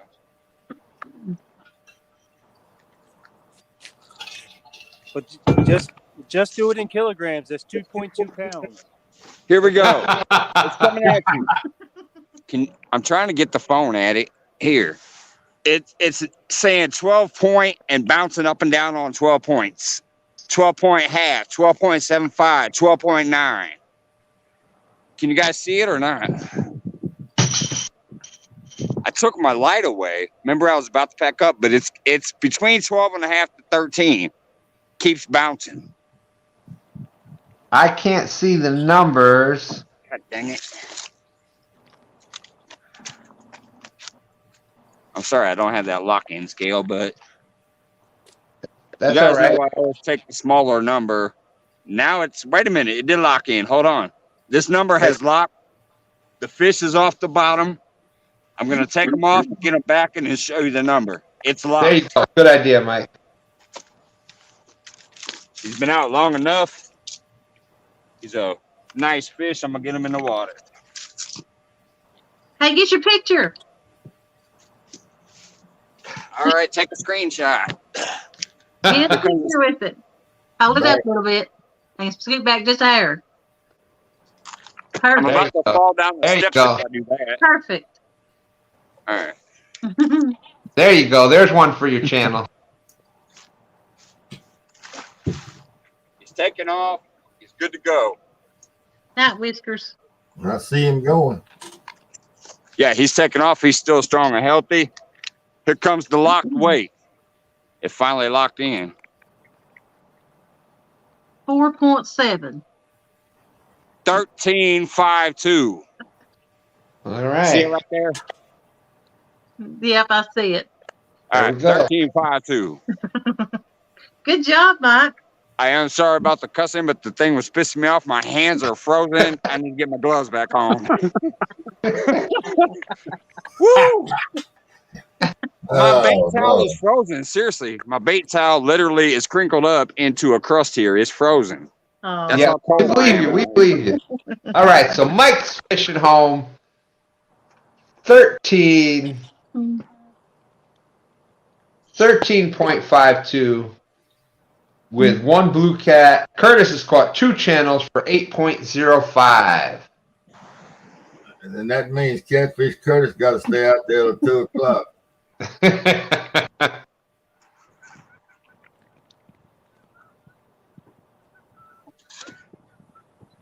We're going to catch another 5-pounder right now. There you go, Curtis. Freaking bird. Lord have mercy. That's right, Bex. Bex says no real loss. We need to wash Mike's mouth out with soap. Mike needs to Get stay warm off. water with that. Mike needs to I stay want off warm that soap late and night water. chat. Mike says that's okay as long as I can wash it down with a Four Locos. Here's the bait. If you guys wanted to see it real quick, I'll go ahead and show the bait. It was that bullhead that I chunked up. That was that bullhead I caught when I thought I had a fish on. There we go. That's where I got it on. I'm going to mute myself again. Blue Line Adventures, Bacon Jim saying great job there, Mike's. That was a good one. Hogleg Catfishing says, I don't want my fishing partner to go live with me because he cusses like a sailor. We got real-time catfishing. We got the professional catfish angler out there with us saying, nice fish, Mike.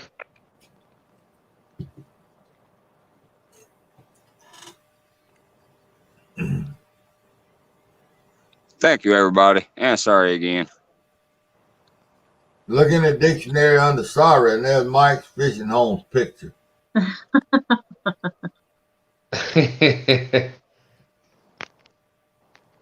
And right now, there's only one live you need to worry about, and that's Pontoon Jodi's live right now. I want to thank everybody for coming in and watching. We've only, a lot of us couldn't fish tonight for sickness, for being cold, but we're going to reschedule the final night to the Thursday after Thanksgiving. And we're going to have more anglers, and then we're going to have some giveaways. So we'll have one more night of it. It'll be the Thursday after Thanksgiving, not Thanksgiving Thursday. Well, let me finish my UFO story. All right. Just one more second. Whenever you're on a live, try not to give a actual video link, because what that's going to do is that'll shoot somebody out of that live that they're in onto that other video, shoot them a channel link. That way they can click on that channel link. They can hit the sub, do all that other stuff, but they won't affect the person that you're watching at that point. Thank you very much. Steve, go ahead with that awesome story that you were telling. Well, anyway, this thing comes on up the bayou, and I run in the camper, tell them to turn the TV off and get out there to the fire. I run over to the other camper where the 2 families were eating, cooking, told them they need to get out here, something they need to see. Well, they could tell I was frantic. So they came out, and it was 13 of us standing there by that fire. And that thing came, let me see if I can get where y'all can see.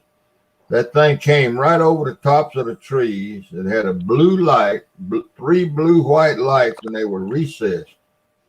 It wasn't like they were shining. They just had 3 blue-white lights. And that thing got right above us, right up above the cypress trees right there that we measured. And these were old cypress. We did the 3-finger deal, stand up against them, and measure them. And they were 125 feet tall, I think, the tallest one. And this thing was right above it, and it was just coming along real slow. And it got right there above us and just kind of hesitated, and it turned on the side like that, and it was gone. Quicker than you turn the lights out in your room. Yeah. So it was on a Saturday night. That next morning, I got up and packed my stuff, and I went home. I didn't go back down in them woods. And maybe it was the Rougarou. Yeah, well, no, this was metal. This wasn't an animal. I know what a Rougarou's supposed to be. This wasn't no devil or nothing. But Tuesday or Wednesday of the next week,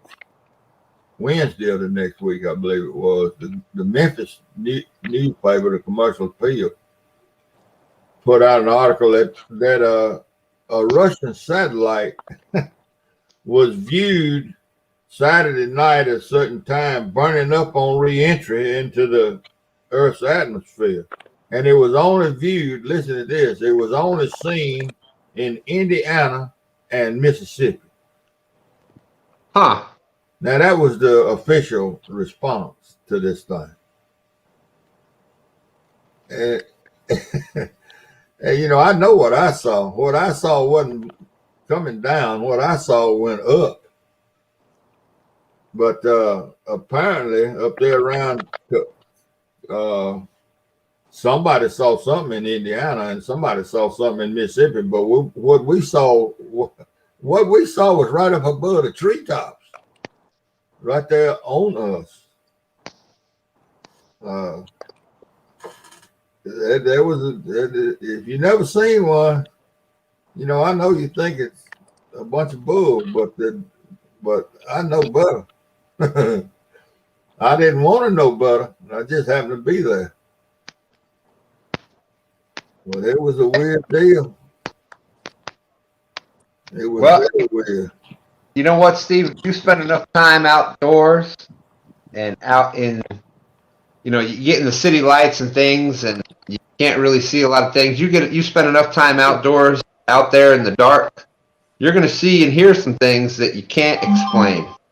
Well, Stan, I coon hunted I competition coon hunted. I hunted high dollar dogs for 30 years. Oh, I understand what you're saying. And I was out and I hunted almost every night of the week except July and August. I didn't run my dogs in July and August because the cottonmouths were so bad. But I ran my dogs at least 5 nights a week year round. So I was out there plenty, and I never saw anything out there that compared to what I saw that night. I mean, in fact, we still coon hunted in those woods down there where we saw this object, this whatever it was. And I coon hunted by myself many a night in my life, but I wouldn't go back down in there by myself at night. Not after that. Yeah, well, I my father's side of the family comes from Louisiana, off of the bayou stuff off Lake Pontchartrain, and right. How far from Manchac? I'm sorry? Manchac, Middendorf. Yeah, I'm not sure how far away it is or whatever, but what town were they around? Well,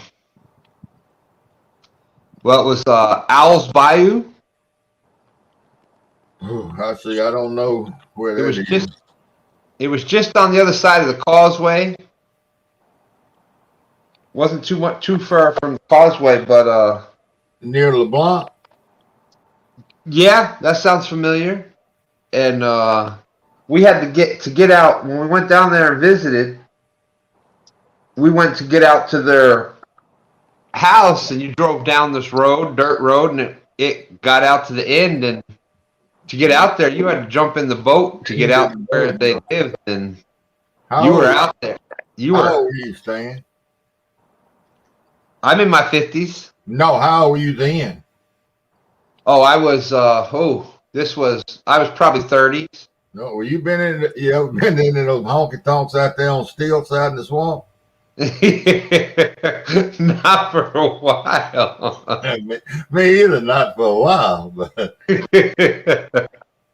I tell you what. We went down there. We went down there when my grandfather passed away, and we went to his favorite place to visit his favorite place to go out, and we're going down there, and we're driving down this one road, and there was a big, a 4x8 piece of plywood that said "No trespass" painted on it, and my father turns down that road. Well, you keep going further, there was another plywood sign that said "Keep out." You go down a little further, and there was the place. It was bar and restaurant type thing, and that was his favorite place. And I walked in there and keep your mouth shut. Oh yes, sir. But I got treated like royalty because he was like the. My personality comes from the family line. You know what I'm saying? So, there you go. So it was. She's like, here you go. This was Monroe's. Monroe is my grandfather's name. This was his favorite food, and I ate that whole thing. She's like, good Lord, son. Here's another plate. I ate that one. She's like, she was just happy somebody loved her cooking, and I ate about 4 or 5 plates. She said nobody has ever ate that much here. There's nothing like the Cajuns now. I tell you, that's the best people in the world. It was unbelievable, and so there's some things out there that don't happen any other place in the country. I'm sure Creole can talk about some of it. I don't know. He seems to be pretty straight-laced. I don't know.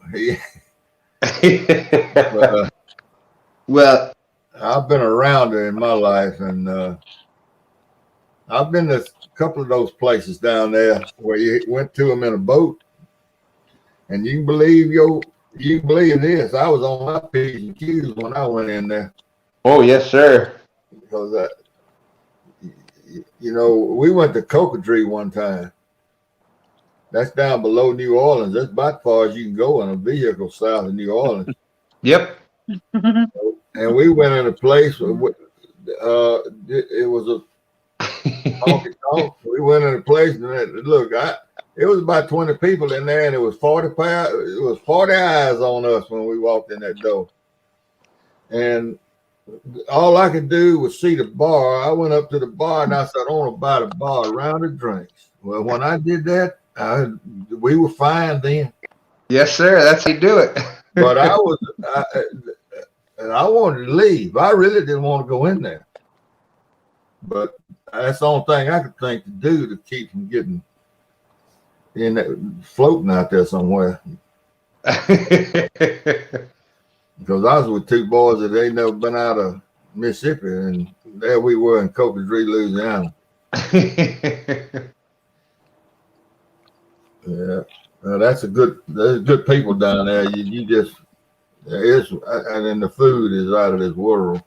Oh, unbelievable food, yeah. And I love Zydeco music too. I can't understand what they're saying, but I love to listen to it. I know. I came back. I did. I managed. Once I got out of the Air Force, I managed restaurants for 20 plus years, and like I said, I went down there and visited for a while. And when I came back, I couldn't even talk to people because they couldn't understand what I was saying. Yeah.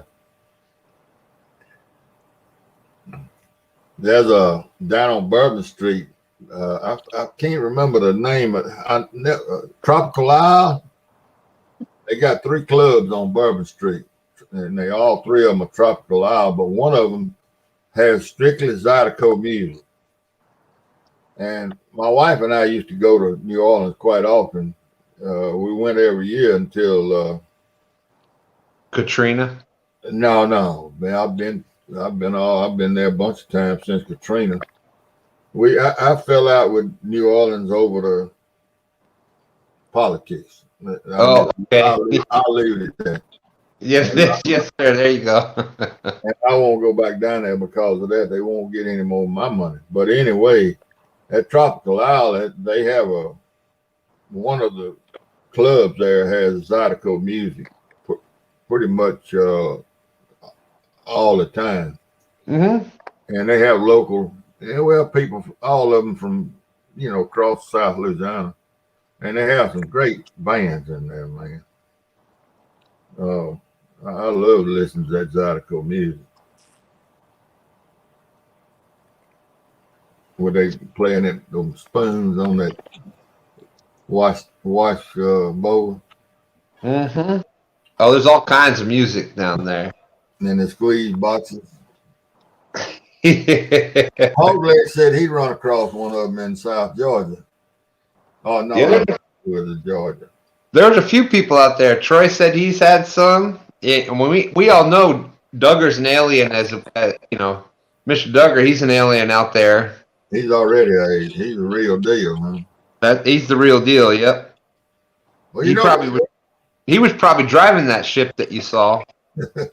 Well, the first abduction, that is ever reported was in South Mississippi, down on the Pascagoula River. I wouldn't doubt it. Yeah, it was 2 guys. One of them, I don't know if he's still alive or not. It was an older fella and a younger 18, 19-year-old. Yeah. They, all the newspapers, I remember back when it all happened, the newspapers made them out to be backwoods rednecks, but, they, just because a fella works for a living, that don't make him a backwoods redneck. But that's the way a lot of people portray a lot of folks in the South or the deep South. But those old boys, you could tell something happened to them. I know what you're saying, sir. I know what you're saying.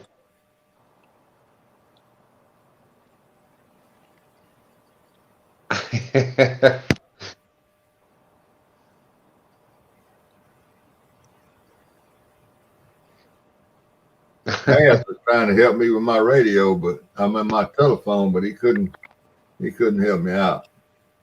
Yeah, he was trying to look on there because he has both iPhone and Android, and he was looking for it, and he said there isn't any extra audio settings on the iPhone. So.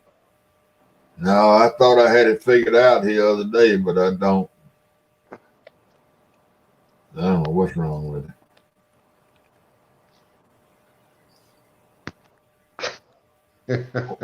What's his face? Why is Joey Ray's face hurt?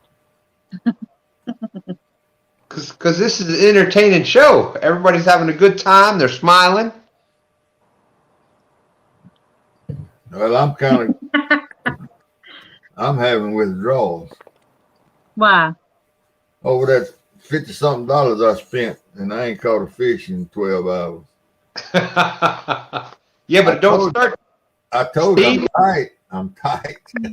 Steve, it don't start till December 1st, so you're A-okay. Yeah, well, I get 12 hours in December without catching a fish. We all know that you're down there in the big fish waters. You know where all the big fish go here in the wintertime? The few that stay here stay in the deep holes, which I can't get to without a boat. But they can be caught here. But the big fish here go up the Tennessee River. Really? Yes, sir, Bob. The Tennessee and the what's that other river that goes up through there? Oh, the Cumberland. The Cumberland. Yep, Cumberland. Cumberland and the Tennessee. You watch what I tell you. I tell you, I think I know who will win this thing. Is one of Oh, shucks, Steve. Thank you very much. Thank you for calling two stands the winner. I appreciate that. Well, I don't know if it'll be Big Mike, but it'll be somebody up on that river. I don't know. Jodi. Because the colder it gets, the bigger the fish get up there. I don't know. We catch some big fish here on the James River in the wintertime. I'm just saying. Is he talking about that bank tournament? Mm-hmm. Yeah. I'm in it. Well, there you go, Jodi. There you go. And Jodi, where do you fish, Jodi? I'm gonna fish right in front of the steam plant, and if I plan on doing a little bit of traveling with this COVID put me down. But yeah, I'm gonna do some traveling. I'm not gonna just fish my same spots. Well, it ain't quite December yet, but where is that spot that you normally fish? What water system is that on? The what's bar? Oh, there's been known to some big fish caught there, huh? Yeah, there's plenty of big fish there. I just can't get them. I've been missing them. But yeah, there's plenty of big fish. You just gotta hunt them down and find them. I missed a big one on Comstock. You know what? This is what I truly believe. There is big fish in every water system across this country. There is. And when I say big fish, it's relative to where you fish. Mm-hmm. It doesn't matter what size it is. It's the size of the excitement that it brings you. If the normal fish that are being caught is 5 pounds and you catch a 12-pounder, well, guess what? Celebrate that. That's a 100-pound fish in a lot of other waters. That's you know right. what? It depends on what you normally catch and what people normally catch and what size you know. People get caught up in seeing these big fish or this or that. Be excited about what you catch and be excited about the waters that you get to fish. And you know, don't get caught up in, I'm lucky enough, I fish the James River here and there's some huge catfish here. You know, there's some huge blues here and you've seen us catch some big fish and, you know, we're lucky enough to be that, but there is waters out there that don't have that. So just be happy, be excited with what you fish, what you catch. And if you're excited about it, that's what matters. That's what counts. And I'm excited with you. Mm-hmm.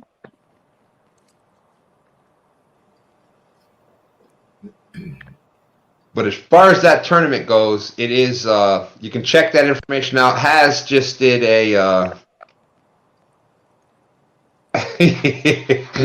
I was talking about Has, and he said, Stan, you haven't fished where John Parker fished. Ain't no fish in them waters. I agree with Has on that. Now, there is some fish out there, but you got to be able to get out there. And I think if John was able to get his pontoon boat out and get into some of those other spots, you know, he would be a little bit different situation. But well, I tell you how bad my fishing been this week. John Parker beat me. Well, you know, Steve, he is a professional catfish angler, so that's the reason it doesn't make me feel so bad. I know he's a professional catfish angler. Hey,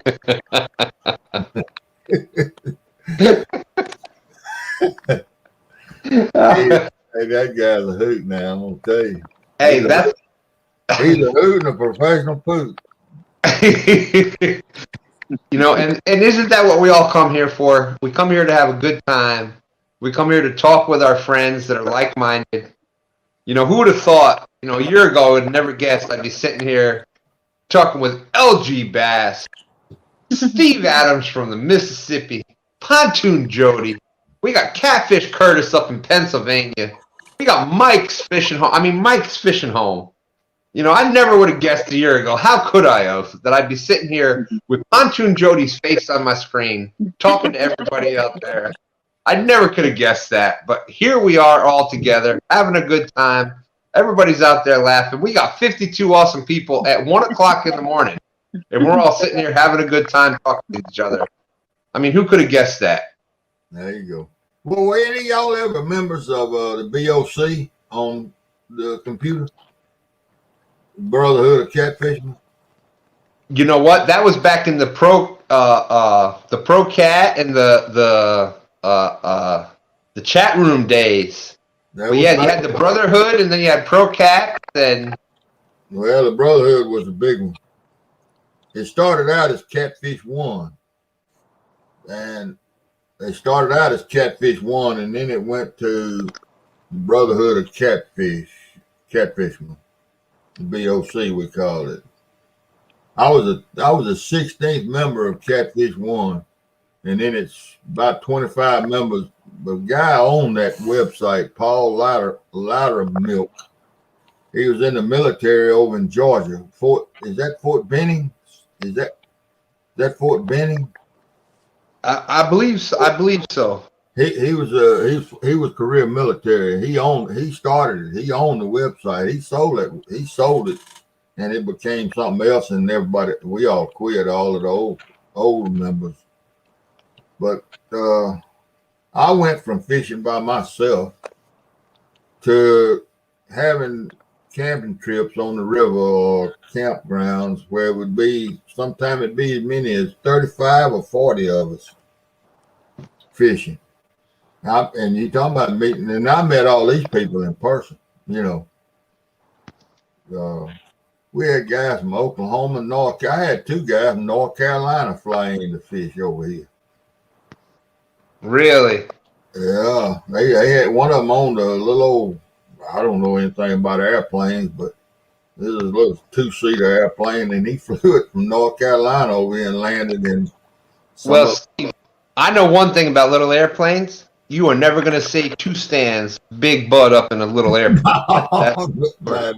Mine either anymore. No, man. If I can't get there on 4 wheels, I about ain't going. I'll go in the big ones, but those little ones, you hear too many things about those little ones going down. So one thing about them, they'll glide. Yeah. They'll glide, but when you got a big butt in there, they might not glide as well. Well, they glide like a rock. Yeah. I was coon hunting, running the dogs one summer night.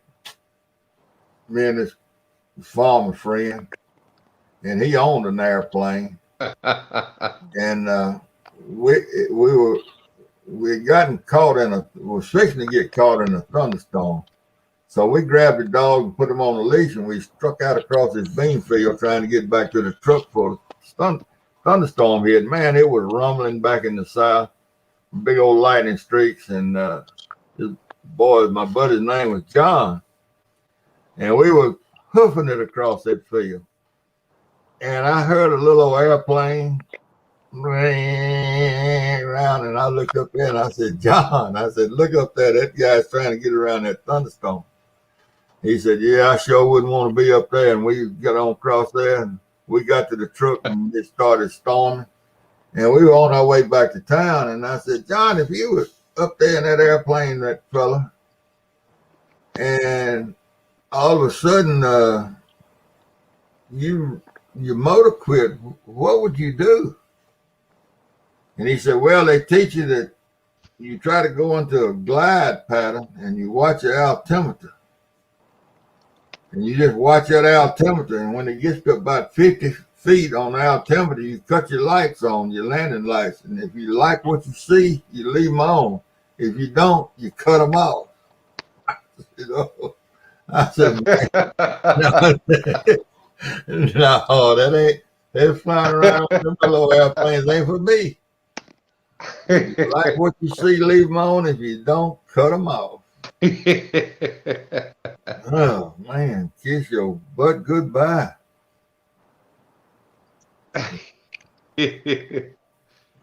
No, I don't want to be up there at night in one of them.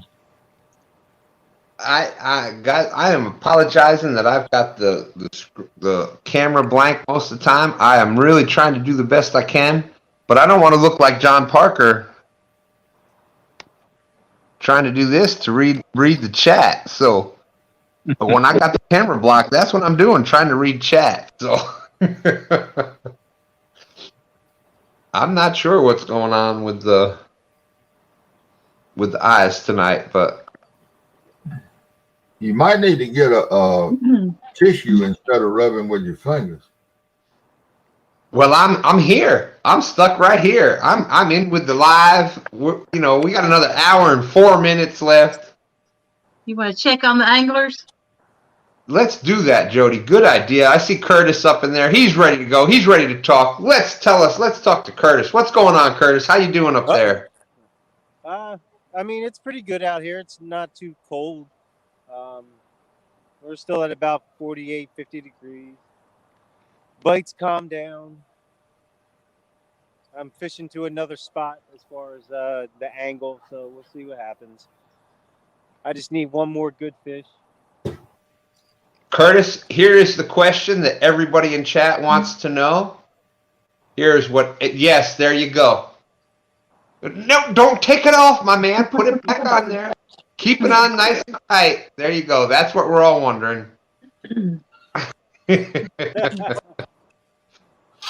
We are all so happy for you. That was that was the catch of the night. So win, lose, or draw, you are the winner tonight, my friend. That was awesome. Yeah, it was right here.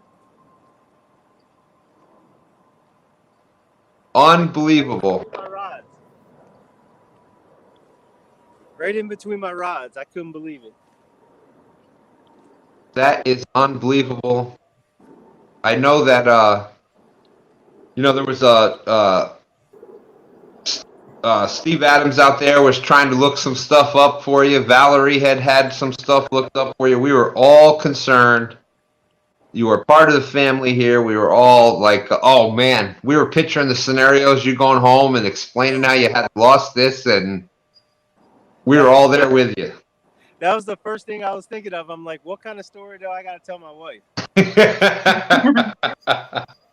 But you can look, dear, it's true, look, it's on live, it's on video, it's video proof. There was this big fish, and I was wrangling it. You going away? And it ate my ring. It ate the ring. Definitely. Yeah, if you get up there and mute this mic again, man, you're going to fight. Oh!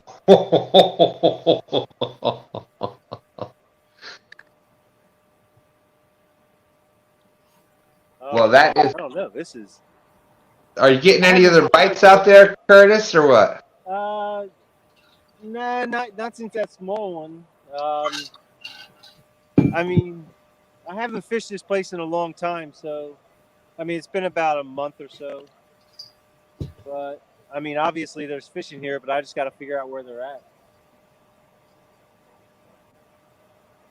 I'm trying to go back to the days when fishing with the Chad. He told me to fish along this tree line right here. So I got some Jello chicken casted out over close to that tree line. So we'll see what happens. And Mike's, how you doing out there? You're still unfroze? Yeah, I'm cold, but I mean, I don't say it ain't too bad. I took my light away, so I can't show you, but I have some thermal boots on that are fur lined and stuff. They are loose fitting, like people were talking about earlier. I have a Jason Voorhees style jumpsuit on. I have my coat. It's all loose fitting, though. It's not constricting. It's loose fitting. Feels comfortable enough that I'm hanging out. I think the Jason Voorhees reference might have skipped past a lot of people out there. It's just the jumpsuit that Jason used to walk around in the woods in, basically. But it's really nicely insulated. All I need is a Uncle Josh blade with me and to complete the costume.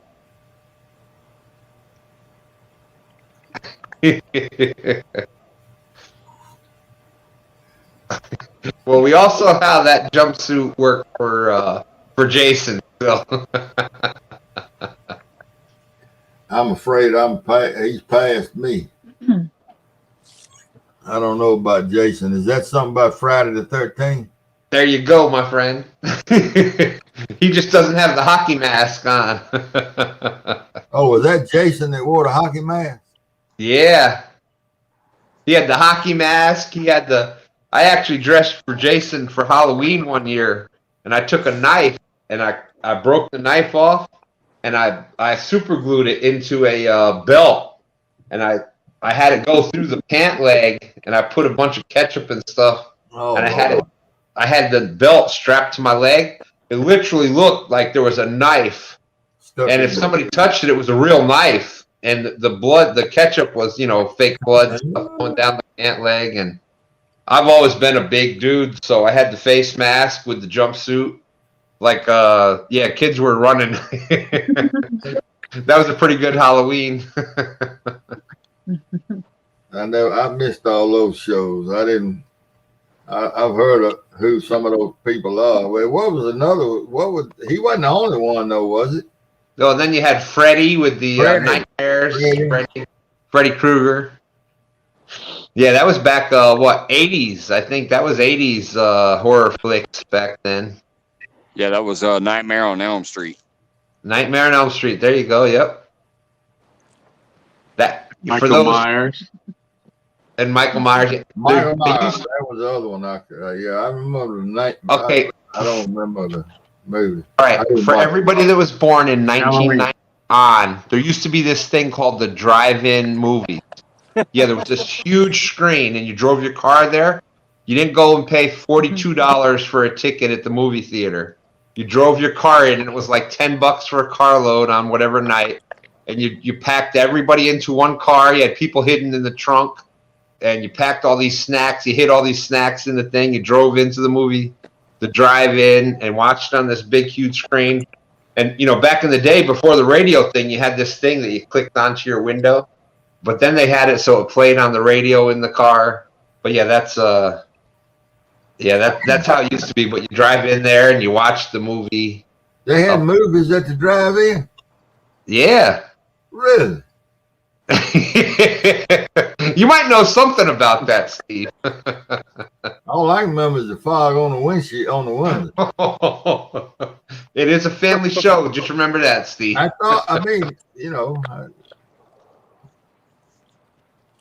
We actually still have a drive-in in Springfield, Illinois. We do still have a drive-in. Yeah, there's one around here too. It's pretty good. Yeah, I remember those big silver boxes you had to hang on your window. They weighed like 15 pounds. Hey, do you ever drive off with one of them? No. Carry the whole one out of your car? The whole, that was in the roll up. That was in the roll up to one of the days. Yeah. Oh yeah. The reason I never drove off with one, but I've metal detected on the old drive-in movie lot. I'd say called it the premises that had been disc up and it's a farm field, and it busted. You know how a windshield looks when it breaks. Yeah. Well, you know exactly what that was. They drove off with that. Hooked on the window, pulled the whole driver's side window right out. Yeah. Pull that one out, this you drive home in the air conditioner then.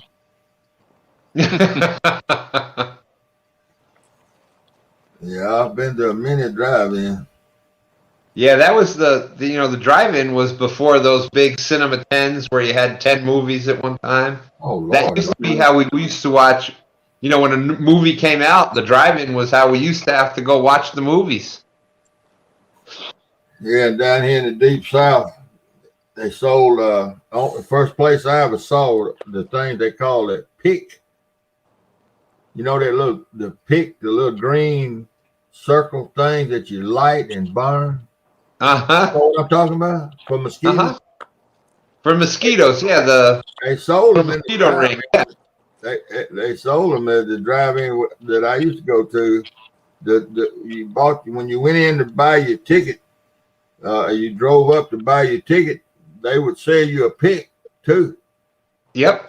You didn't have to go. You had to have the window down to put that big metal thing on it, so keep the mosquitoes out. Yeah. And it came with a little tin stand, a little tinfoil stand, and you sit there and light that thing, and go home smelling like a campfire. Rhonda McDaniel says $1 carload back in my day. Yeah. She must be up there about my age.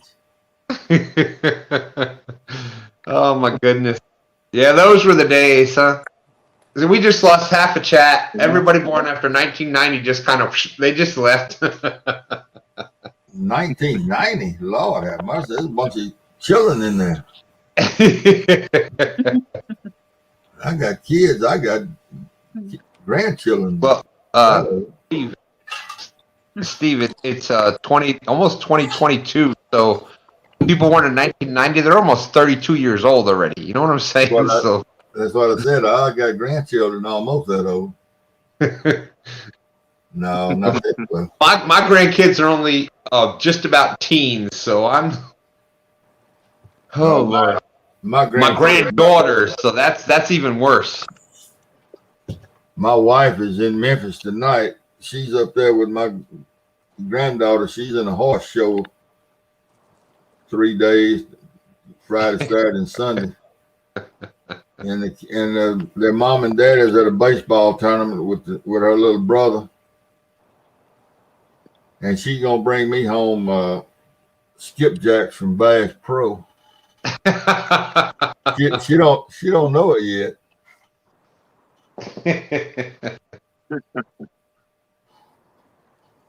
You see how quick Jodi's head popped up, just like mine, with her skipjack. It was like, Mm-hmm. You know, we, of course, from the bank, it's hard to catch them. I have caught them from the bank when I had a boat, but I don't know. The last couple of years I fished here out of the boat, it was hard to get skipjack.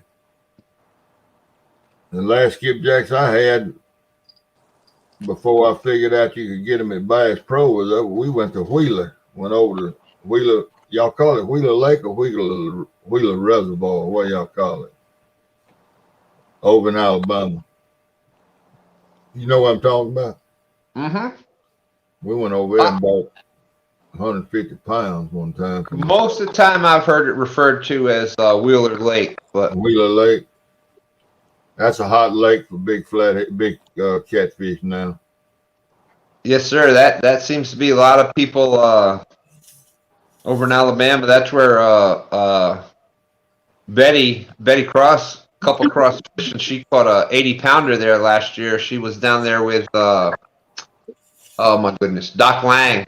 Yeah, Doc Lang down there now. And I remember when Doc Lang joined the Brotherhood of Catfishing. yes, sir. That was a few years ago, wasn't it? A long time ago. He was a nice guy, it seemed like. I never met him. Him and his wife used to come down and fish on the Ohio. Lucky.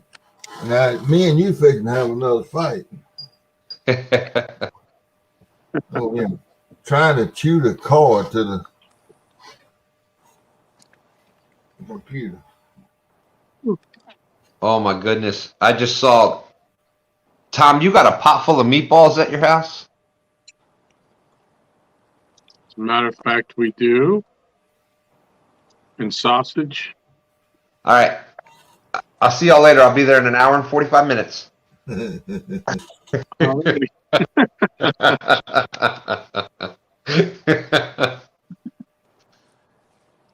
Man, I love that. Yeah, she's in full prep mode now.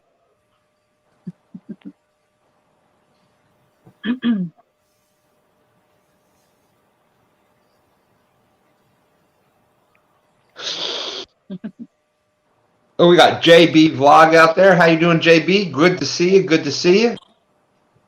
Thanks for coming in. You got Tinkerbell vlog and JB vlog and Happy Pappy. They've been coming out around supporting a bunch of us. So appreciate y'all being out there. Brian B. Catfishing says 5 Guy burger and fries for the win. Yeah, Five Guys is actually ranked #1 in the nation for burgers. You have some up there by you, Curtis? Yeah, we got Five Guys. There's another good burger joint that we have around here. But yeah, Five Guys is In-N-Out Burger was actually ranked #1 for quite some time, and then Five Guys took over that spot. But we don't have In-N-Out though. We have 5 Guys here in Virginia, but we don't have the In-N-Outs. I think they're more That's West. they're more out west. Yeah. Hamburgers, mayonnaise, pickle, and onion. Anything else is a salad.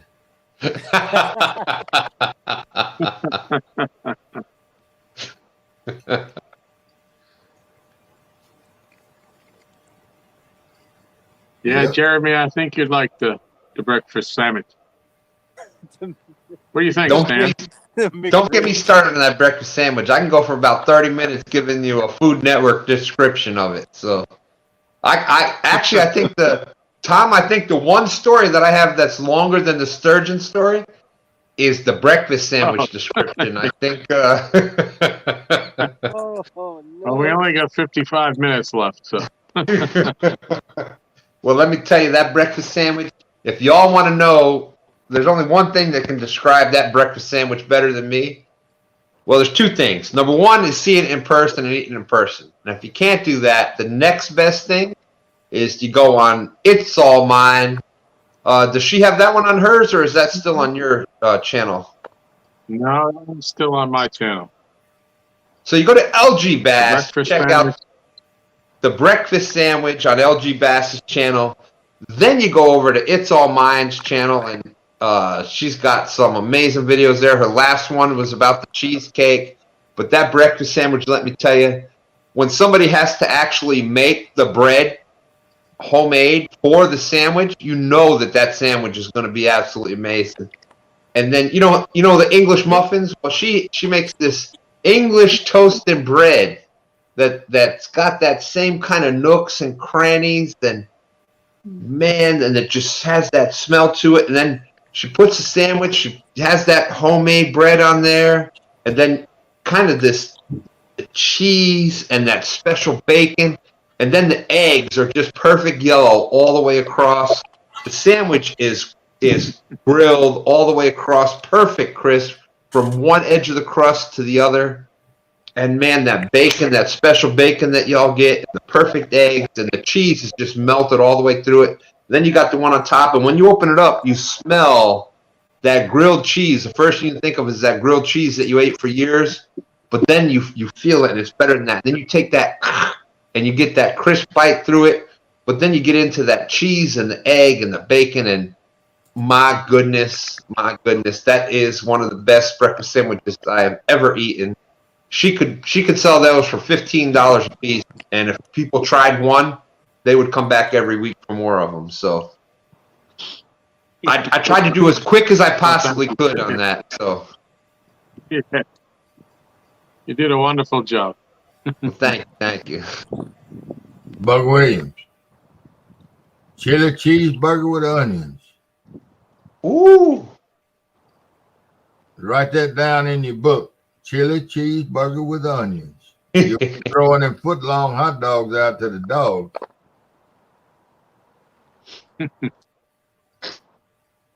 I'm a connoisseur of Sonic. They ought to hire me for their spokesperson, like Mountain Dew needs to do stand for.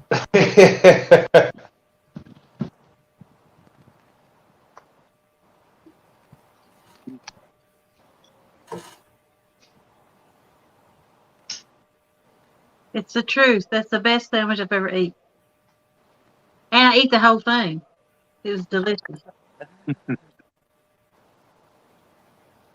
I like sandwiches though, comfort food.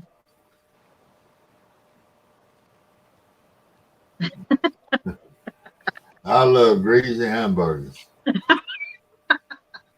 You do. And Sonic is the closest thing to it from the ones I grew up eating. You know, I hear folks talking about bologna sandwiches. Yes, bologna. I wouldn't eat a bologna sandwich if I was starving to death. Look, y'all just don't know. I've already heard it today, what it's made out of. No, I don't worry about what it's made. I was glad to have it when I was having to eat them 5 days, 7 days a week, 3 or 4 meals a day. I guess I was just glad to have something to eat. But from the time I was 7 years old to the time I was 9.5 or 10 years old, my stepdaddy would go to the store and trade bundles of turnip greens. That's how we made it through the winter. He trade bundles of turnip greens for a stick of bologna that was about big around as a football and about long as a fishing pole. And we ate boiled bologna, we ate fried bologna, we ate cold bologna, we ate bologna cooked on cottonwood limbs out in the backyard. I ate bologna. I for 2 years, that's all I ate in the wintertime was bologna. And I will not eat it. I just will not eat bologna now.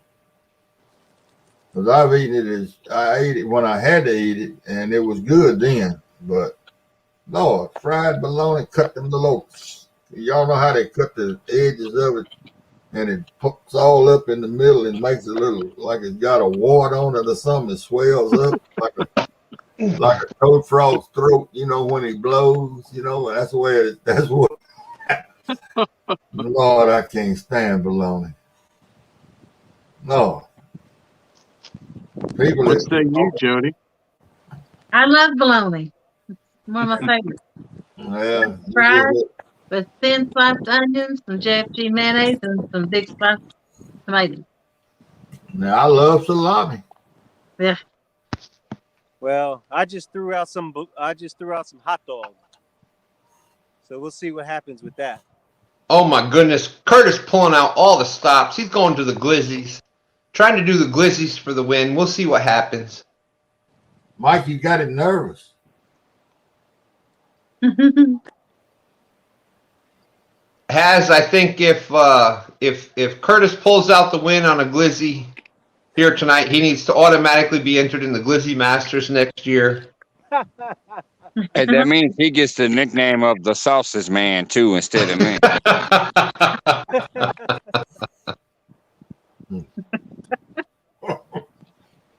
That's gonna make you spit on If the this floor. catches a fish, I'm done for the night.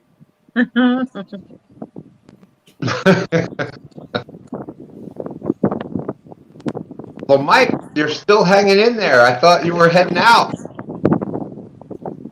Yeah, I was going to because I thought the weather was going to keep dropping. It's hanging solid at that 29.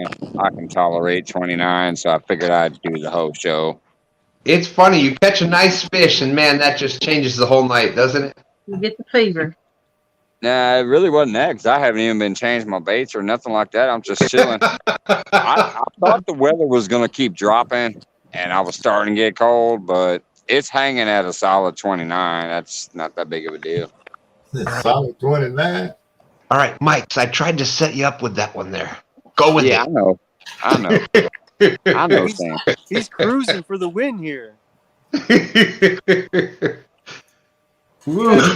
doesn't even have to put baits out.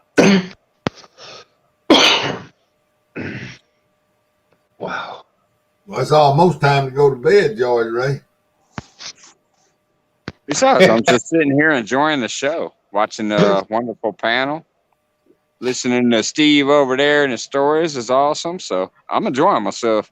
Caught some fish and watching a great show. You know what? And that's what America was all about. America was, you know what? We were #1 in storytelling. That's for sure. And I, for one, think we need to bring that back because that's what made us America. Jeremy's Tournament Cats asking what's the total points right now. Right now we have Catfish. Curtis has caught 2 fish, a 5.18 and a 2.87, both channel cats, for 8.05 pounds or 8.05 points, because channels and blues are worth 1 point in this, because let's face it, it's a flathead challenge. So flatheads are worth 3 points. The water temperatures have dropped, so there has been no flatheads caught. And then we've got Mike's Fishing Home, who, Catfish Curtis caught those 2 fish, and Mike's was the only one out there. Thought he had the automatic win, but he hung it out, and he ended up catching a 13.52 pound blue cat for 13.52 points. So currently, Mike's Fishing Home is in the lead tonight. But tonight was just about the chat. It's about having fun. So there is 1 extra week left on the Pontoon Jodi Flathead Challenge. Jodi, you said that's going to be the week after Thanksgiving. Mm-hmm. And hopefully, if anybody out there in chat, if you haven't hook set Pontoon Jodi yet, make sure you do. Check out some of the videos. Make sure you hook set her. She's hoping to get to 500 by then, because let's see, 500. That's kind of a milestone there, Jodi. And a lot of people, when they hit 500, some people do giveaways. Mm-hmm. Is that something that might be happening if you hit 500? It might be happening. Well, there you go. So there's the reason right there. So help Pontoon Jodi Catfishing get to 500. Help her get to 500. And she's going to have some giveaways going out. And we're hoping that happens before the week after Thanksgiving for the very final chapter of the Pontoon Jodi Flathead Challenge, the Thursday after Thanksgiving. Haslife wants to know if we're giving away zebra cakes. Yes. Well, that was a simple one. We got Mike's Fishing Home coming back in. I don't know what happened. I heard you guys talking, and all of a sudden it dropped. Mm-hmm. Well, I'm gonna tell you, I don't care if Mike's Fishing Home catches a 105-pound blue. Catfish Curtis is still gonna be the winner tonight. Yeah. That's right. He found that dang wedding ring. He ain't gonna get no skillet head syndrome. And he'll get to sleep in the house. Mike's is like, dang it, I'm cursed with this 2-stand second place. Even when I win, I got to take second place. Yeah. Hey, I know one thing that'll take it, that 100-pound flathead. oh, yeah, that might bring it up over the wedding ring. Well, that's Yeah. Well, that boy was low sick now, let me tell you. He ran 150 miles and didn't cover 30 feet. Back and forth. Now that's a Jimmy Hoffa fish right there. Yeah. You lucky, boy. I'm telling you.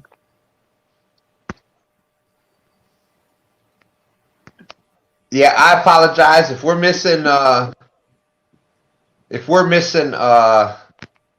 comments out in chat. Like I said, I'm doing the best I can to try to read some. I'm not sure what's going on with the eyes tonight. I've stepped away and thrown some water on. I do have the I saw somebody out there said something about the thing with the furnace. Yeah. What's about bad? carbon monoxide, like maybe your filters is blocked up. Yeah, the filters and all that are fine. And what's the thing that gets in the air? Carbon monoxide. There you go. I've got the detectors throughout the house for that, so it's not that. I'm not sure what it is, but we'll get through the night. Mm-hmm. Might be soot. I've You been burning talking coal, aren't you? If Hell, I Ewan's got gas up there. No, we in Virginia, man. Everything's electric. It don't get cold enough here to get Well, I'm still burning coal. Yeah, everything here pretty much electric is the heat and AC of choice is all run by electric up here. And I don't even think the furnace is on right now because it was almost 80. It was 70 something today. And let's see what it is right now.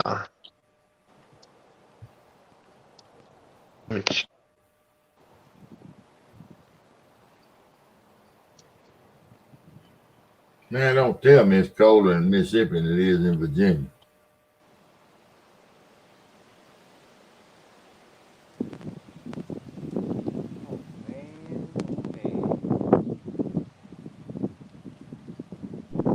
There we go. We still at 59 right now. It's warm. 39 here. Woo!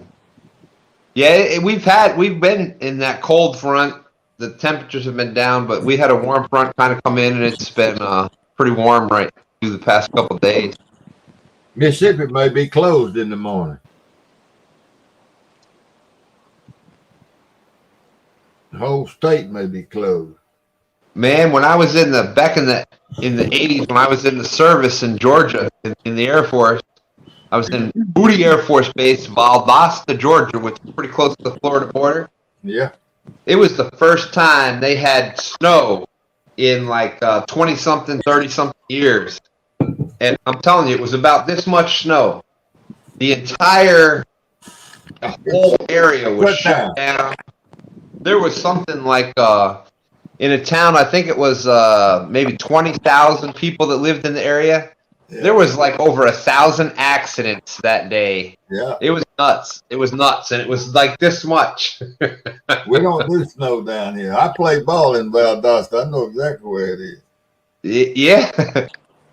Well, that's when I start feeling old. All the old Air Force bases that I used to be at, they're all shut down now. The F-16s aren't even used anymore. Yeah, we don't do snow down here.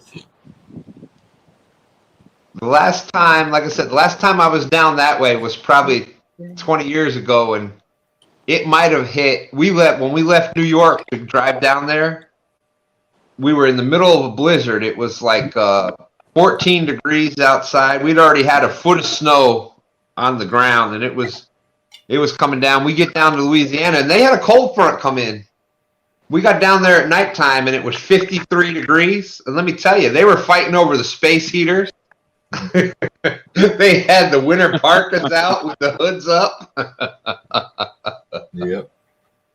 And I was pulling out the shorts and t-shirt saying, wow, this is great. February, and it's 50-something degrees. No, it gets 40, 41, 42 here. It's time to get in the house. Only thing you can do in that weather is hunt. Yeah.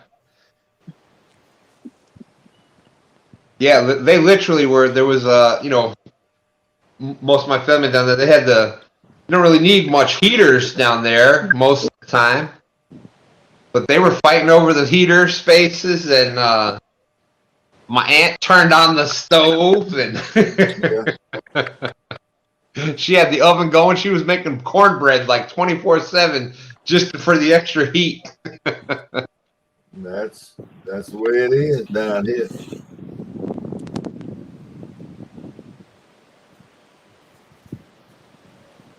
Dan, a quick shout out to Missy. I've been little birdie whispered in my ear that Missy was asking about what my count is. It's 328, but I can't see the chat, so that's why I didn't answer you, Missy. I didn't see it.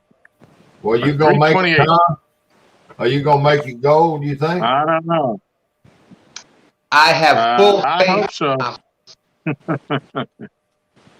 Well, let's see. I've been skunked the last couple of days. I don't know. 328, you say? That's 37 more. Yep. Have you counted out how many days are left in the year, Tom? You're ahead of the game. There's what 31 in December, and what are we on, the 20th tonight? So another 41 days.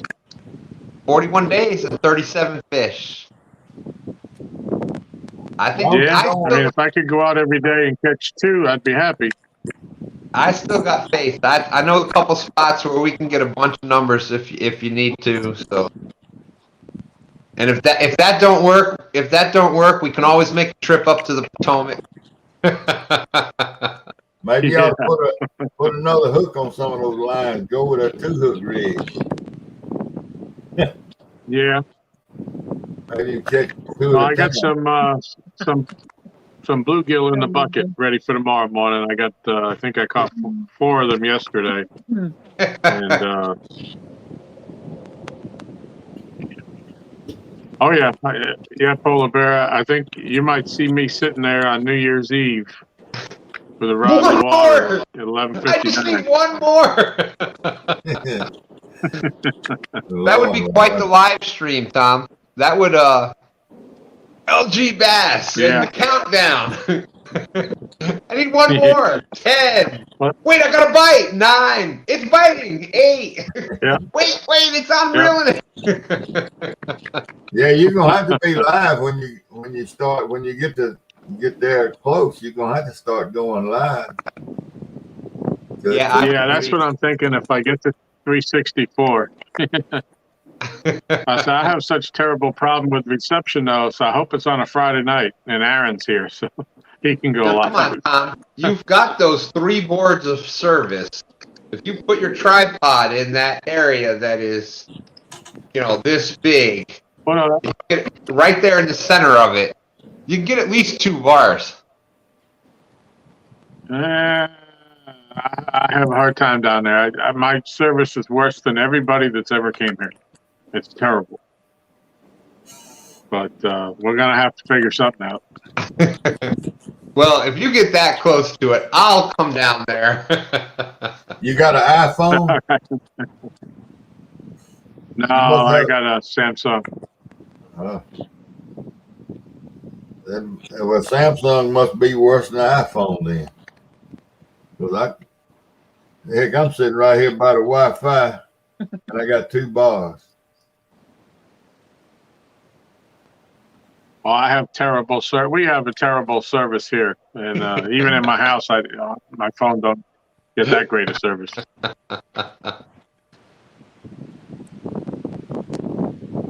Jeremy, yes, there's actually 3. 2 of them that I caught about 10, 15 minutes apart that were about 2 pounds apiece, and then I caught a 35-pounder, and that's my PB. A mobile hotspot, yeah. We're gonna start doing. Yeah, we'll have to look into something. We're gonna do a GoFundMe page to get LG some service down there. Yeah, right. The local the company we go through, they're the only ones in town. The only people you can get your service from. They ran the high fiber optic right past us out on the main road, and they didn't come into our development. So I don't know if we're ever going to get the high speed.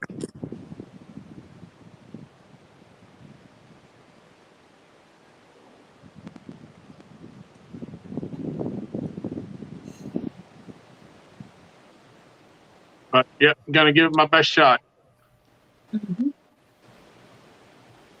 Well, I said it in January, and I'll say it now. I think you're going to make it, Tom. I got faith in you. Well, I appreciate that. Yeah, Aaron's not coming down this week, and it's supposed to be, I think, a low tonight. Friday night is going to be 27. So if I do end up fishing, it's going to be from the Jeep for sure. We got some cold front coming in, huh? I haven't even checked the weather. Yeah. I'm supposed to be going out fishing tomorrow afternoon with Green Machine Outdoors. We're going to go upriver a little bit. So we'll see how that goes. All right. Yeah. Yeah, I'm feeling that cold front right now. How about you, Mike? Mike, you feeling that cold front?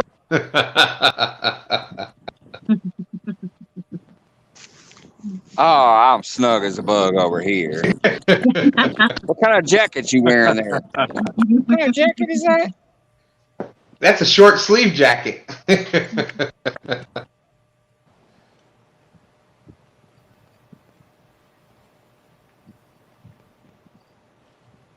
Let's see, we've got, what, 25 minutes left? In all seriousness, though, Curtis, thanks for coming out. It was nice to actually have another fisher, another angler up on screen. I'm cracking jokes, buddy. I appreciate you being up here tonight, too. That's a good time, man. You got a great fish right there, man. That was one hell of a catch. Boy, he's been up on the screen now. He's cussing too.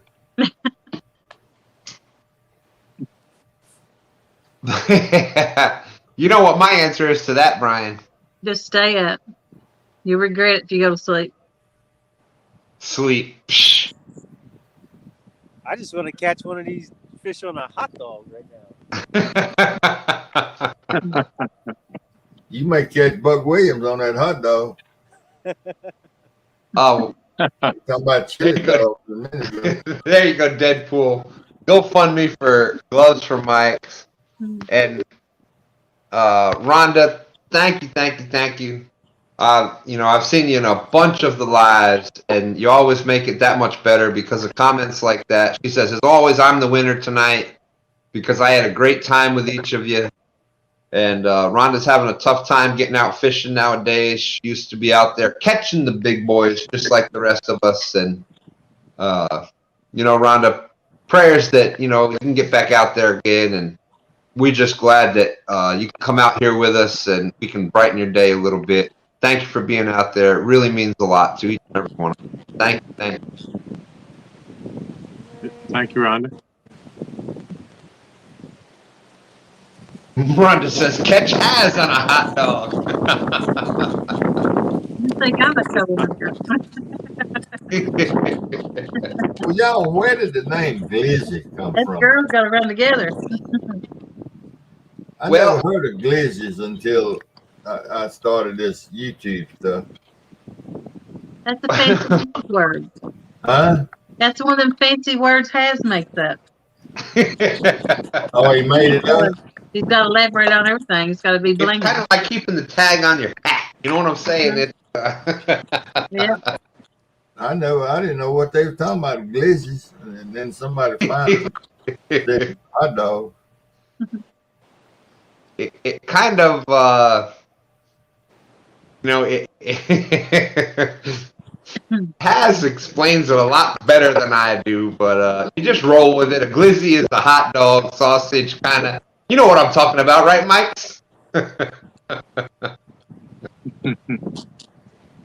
It is some meat in sausage form. There you go. And that's a glizzy. All right. Fisherman 1979. You know, you got to have a different name for everything. You know how that goes. You know how that goes, Steve. It's just that's what they started calling it. All right. Well, that's okay. I just was wondering. I thought maybe it was something I missed coming along. Okay. You're just talking about Big Mike. He put Blinky in jail. What's that about? Because I missed it. Anybody watch it on panel? I didn't. I missed that part. Oh, Big Mike put Blinky in jail last night. That's the light that's standing off in the water, right?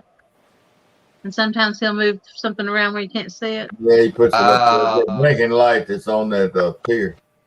Yeah. Yeah, and Ron says free Blinky. Yeah, I've seen them. They put on there all the time hollering, free Blinky, free Blinky. Yeah. When he covers him up.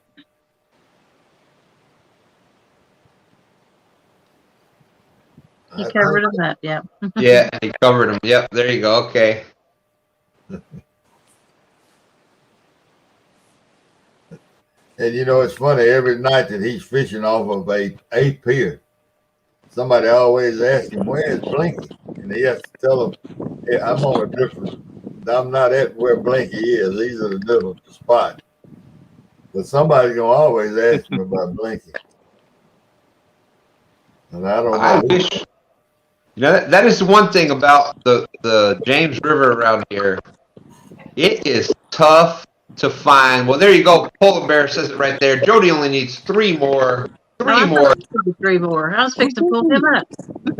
3 more for 500. If you haven't hook set Jodi yet, and you happen to be out in chat, make sure you hook set Pontoon Jodi. She's got a lot more stuff coming out for you. I thought he was meaning he liked 3. I was trying to find his link to share. Awesome, Jodi. Been a long night. Woo! My head. How are you feeling, Jodi? See what?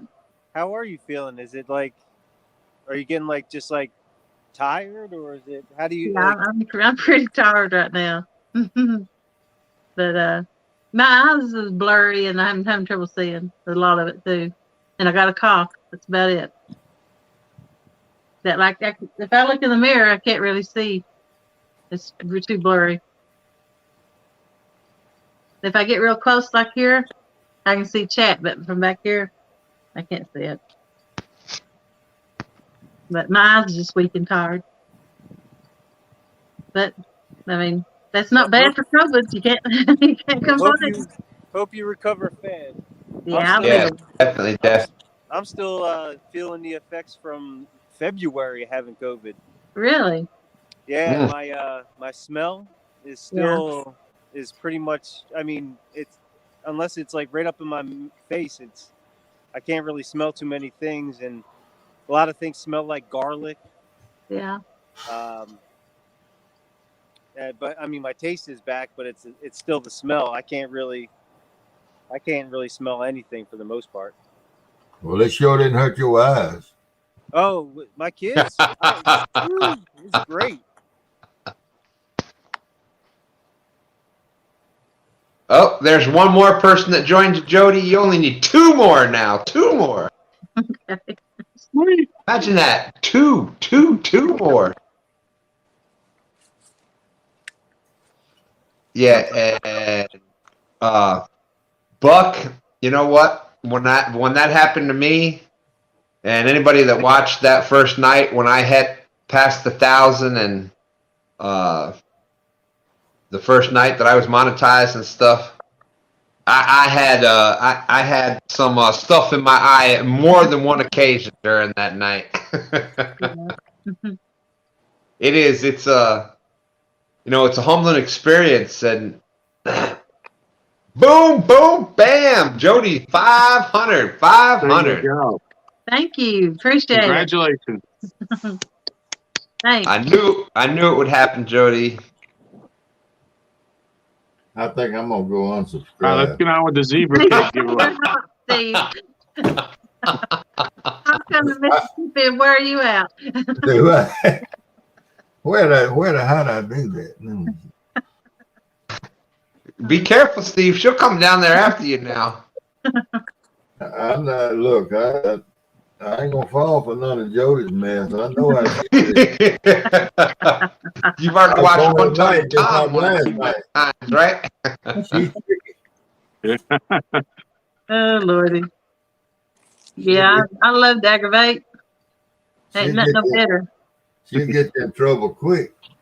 Aaron's the only one I've seen could tame her. Oh my God. That's only because I couldn't cast far enough. But I got me 2 new reels and I've been practicing. Well, I know Tom doesn't want to get involved in this conversation, but Aaron tends to get the spot. I don't know if it's pinky or what it is. But Tom fishes him every Friday night.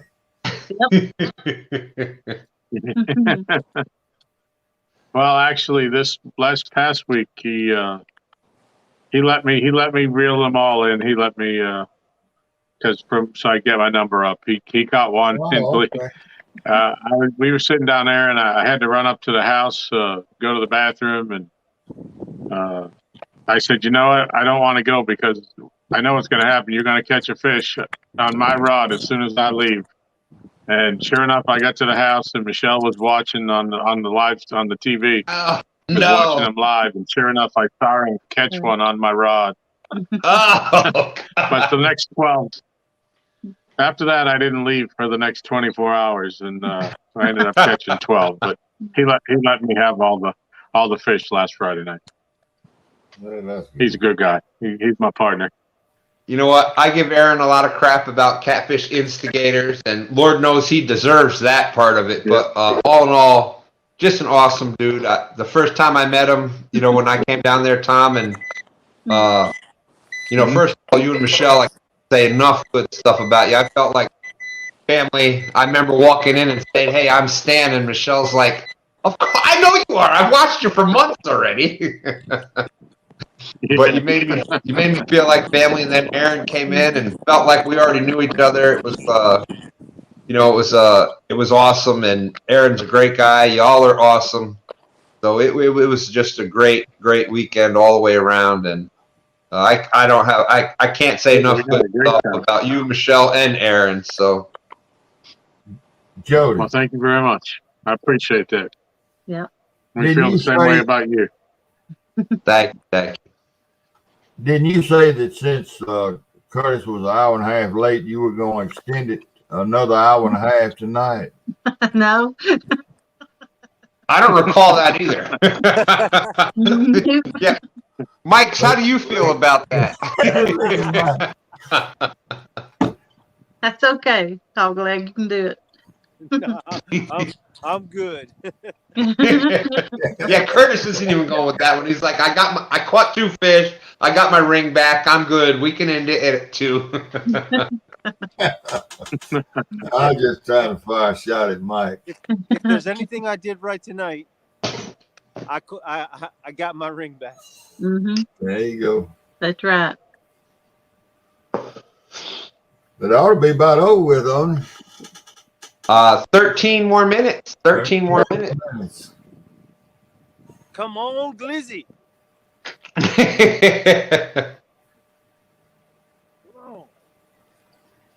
That's right, Rhonda. That's right. Melissa just dropped the link for Aaron if anybody wants to go click it. If they don't have them. Thank you, Melissa. Yeah, Melissa, I can't say enough good stuff about the moderators pretty much across the board in the catfish community. Melissa, George Ray, Rondell Perry's moderating a lot of channels. Mike Turner, you know, there's just so many awesome. And, you know, for those of us that have the channels, and as your numbers grow, that's even more and more important, believe it or not. And you know, we really appreciate what the moderators do out there. They kind of are running they're half the channel with us because they're kind of dropping the links. They're doing the things that we need. You know, if they see somebody come in and we're promoting ourselves as a family-friendly channel, well, it's important that they're covering our backs out there.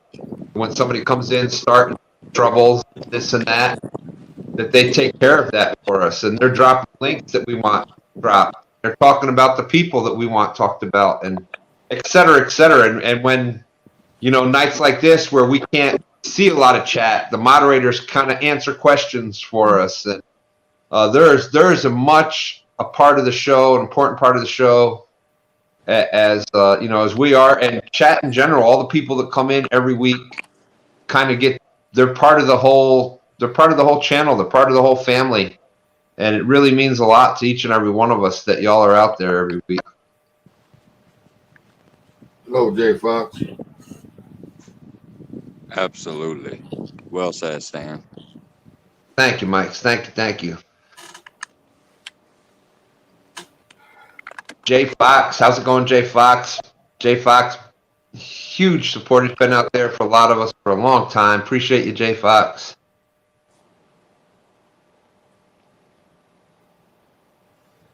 Well, Jodi, while you're feeling a little under the weather, you probably need to be getting outside a little bit, get some fresh air. Perfect time to get out there and practice that casting. Yeah. I guess I'll go ahead and shame myself and tell how far I was casting. I hit. You don't have to. It don't matter. I end up, which I run out of yard. I have to go to the field over there across the creek, but the next time, I think it was About 175 feet. Just That 175 would be feet. That's here how under I was testing. 60 would be 180. You're getting there. You're getting Yeah. better. That's much You know higher what? than the first number you told me. I think I could go farther if I had more yard, but I was starting to hit the weeds in the woods. And Jody, you know what I Yeah. did? I just let LG cast my poles for me. That's all. I tried that, but ain't gonna go there. I done forgot. But that's good, though. I'm gonna put LG on the spot for a second. I remember it was hilarious. Now I fished with LG and he can cast a mile. He's one of the best, bass fishermen. They cast 40,000 times every day they went out fishing. Mm-hmm. Well, whose show was it? On Josh's show, it was 1 ton, right? And Yeah. and what's his name? Timmy King from the King. guide. Tim King from the guide from Kerr Lake shows up, and Josh starts talking about LG and his casting and everything. Yeah. And Josh like puts the screen on Tom, and he was kind of, Tom's really hadn't, he's been around YouTube, but he really hadn't been up on like the spotlight like that. Well, Josh is blowing LG up and saying all this, and he like pauses the whole live stream. Now watch LG cast. And he caught the chair, the backswing. You remember that one time? I had forgotten about it until you mentioned it. Oh Yeah. my gosh! I'm sorry, I didn't mean to do that. But Yeah, no, it was pitch black out there. We had no backlighting or anything, and I had a black chair, and I looked behind me. I didn't see the chair, and I wound up to make the cast, and sure enough, I hooked it on the on my follow through, and I felt like a dummy, but poop happens. But probably now won't be the that last time I'll do it. Now that you're the big YouTube star, we can bring it up. So that was Yeah. Well, did y'all see Catfish Well, Terry that throw was his- a fun. Excuse me. Go ahead. So that was a fun night. Josh had put out. He brought a little string of white Christmas lights, and he put them all around his poles. And I think he sang "Silent Night" or something. And it was a fun night until I did that. But y'all see Catfish Terry throw his son's bait rod in the river? No. On the video, on the live stream. Mm-hmm. That was last week. Week before last. He decided he was going to put his long pole that he used. He decided he's going to put it halfway across that reservoir, and he ran back and threw it. And you saw something. It just was a glimpse. And he had laid his son's bait rod down there behind him, and he hooked that bait rod and he slung it out there. But he slung that bait rod far as I can cast. Threw it out there in the water, and he threw and drug and threw and drug, and he never did find it. And he did that on a live stream. Wow. And Tom, I love you. That's the only reason I brought it up. Curtis and Mike, that's cool. just Yeah. a few minutes left. If you want to check your lines, make sure you ain't got a flathead sitting on it. 6 minutes left. 6 minutes left. And Chris from Catfish Clothing, I don't know if anybody saw it recently or not. I don't know if it was TikTok or a YouTube short or whatnot, but he was going to do he was trying to do a funny thing. Hey, what's up, Austin? He was trying to do a funny thing. He was calling it reverse catfishing. And he was going to hold on to the bait and drop the rod in the water. And, but he never clicked it back over. So he had opened up the reel and he threw the reel over and it just kept going down. Oh, yeah. He's pulling in the line. He's like, man, I hope we tied this backing on right. Because it was like between that and the reel, it was like $300 and some. Wow. He pulled all the line off the reel. He finally got it in. But that was hilarious. Well, I bought me another Piscifun 60 the other day. I like the way those things cast. But I'm no expert on casting because I use those Pin 309s, the old red-sided ones. Yeah. And you just can't hardly throw them, but I never did have to throw them using a boat. But this bank fishing is a different animal. Yeah, in my opinion, from the bank, it's hard to. George Ray says one of his favorite moments on YouTube is when I realized Jodi and Darla were men and not women. Yeah, that was a pretty good one too. That is actually up there, nominated for the Blooper of the Year award on the Golden Whiskers. So I'm like, are you sure? I like people thinking I was a man when I come on YouTube because they didn't treat me no different. Chat stayed the same, and they'd say like, "Good, you'll get it, man. Come on, dude." I never corrected them, and I bet they called me a man for about a month before people realized I was a girl. And by that time, they done accepted me as a boy. So yeah, Brian B is the one that put me on the Piscifun. Yeah, I ordered me another one. Yeah, I got a Piscifun that's coming. When I did I co-hosted on Palmetto Cat's channel when he did the real talk, comparing the different reels. Yeah, I looked at that. I did. The Piscifun is very similar to the Lew's Speedcast. It has the same features, and basically it's just different colors. So I got the Lew's Speedcast is awesome reel. It casts far, but it's about the Piscifun is about half the price. So Has is sending me one to try out Piscifun to see. I think it's going to be pretty close, but it's about half the price. So we'll see what happens. But everybody I've heard talking about that Piscifun really liked it, and they say the same thing, that it casts well.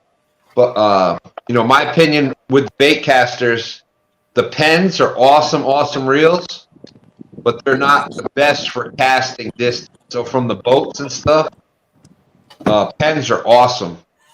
From the bank, I want an Abu. The reel that I won from 7-7 from the bank that LG put up, that thing will cast.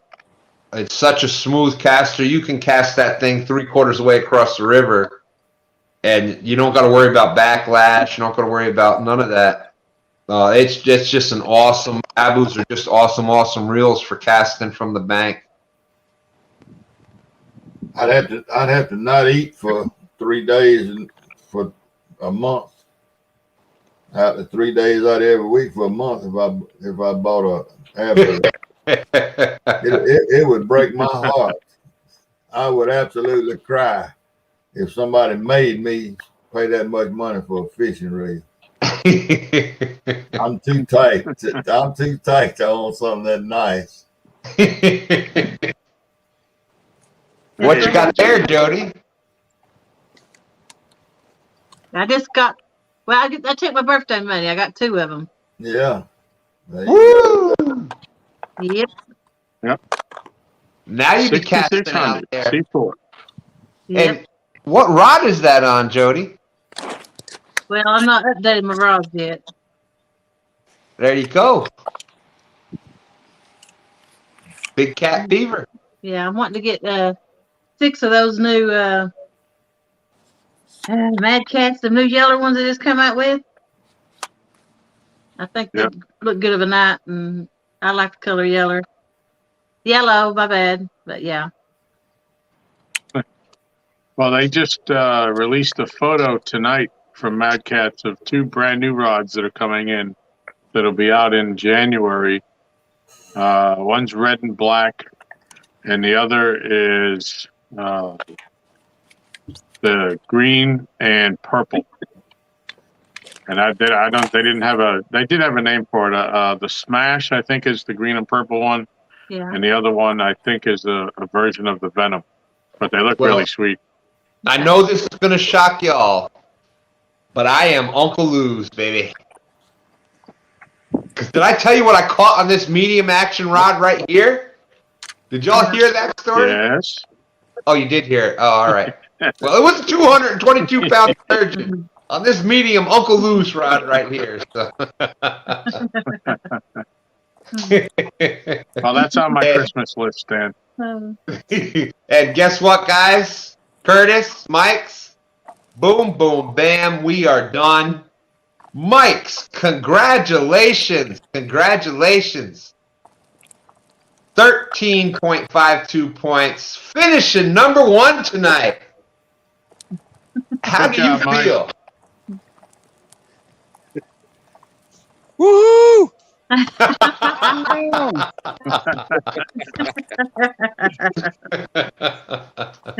to everybody that's been out there watching tonight. Thanks, Jodi, Stan, LGBASS, everybody on the panel and stuff. Curtis, once again, thanks for coming out. So I didn't get a automatic victory. It was nice to actually catch a fish and somebody else catch a fish. First victory. Appreciate you coming out, bud. I'm gonna start packing this and running.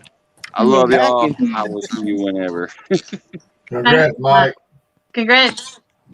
Congrats, Kurt. Awesome job, Mike. Awesome job. All right, Curtis. Let's hear from Curtis. I'm already packed up and I'm loading up the car already. All right, Curtis, let's see it. Let's see it. Let's see the winning catch of the night. Your ring. Hold up the finger. The ring finger. There it is. He's going home safe. We don't have to worry about skillets tonight. Thank you. That's your championship ring right there. But That's it. Big shout outs to Curtis. I think you've caught fish every week, if I'm not mistaken. Well, there's an asterisk on 1 week. He caught it right after the tournament. Well, we were still live. It didn't happen maybe necessarily during the competition, but we hadn't been off air yet. So yes, you had warmer weather for the. I mean, the Flatheads up here, man. You find a good spot. They're always around, but the temperature is just gets too cold. Yeah. And I wish I had a boat. That would be so nice to target them, because there's a lot of structure and everything around in this area. Well, in the river that I fish. So, well, I'm just lucky to. I can't wait for spring now. Yeah, I'm sure the water temperatures up there are probably in the 40s already. Yeah, 40. It was like 48, somewhere around there. It warmed up a little bit.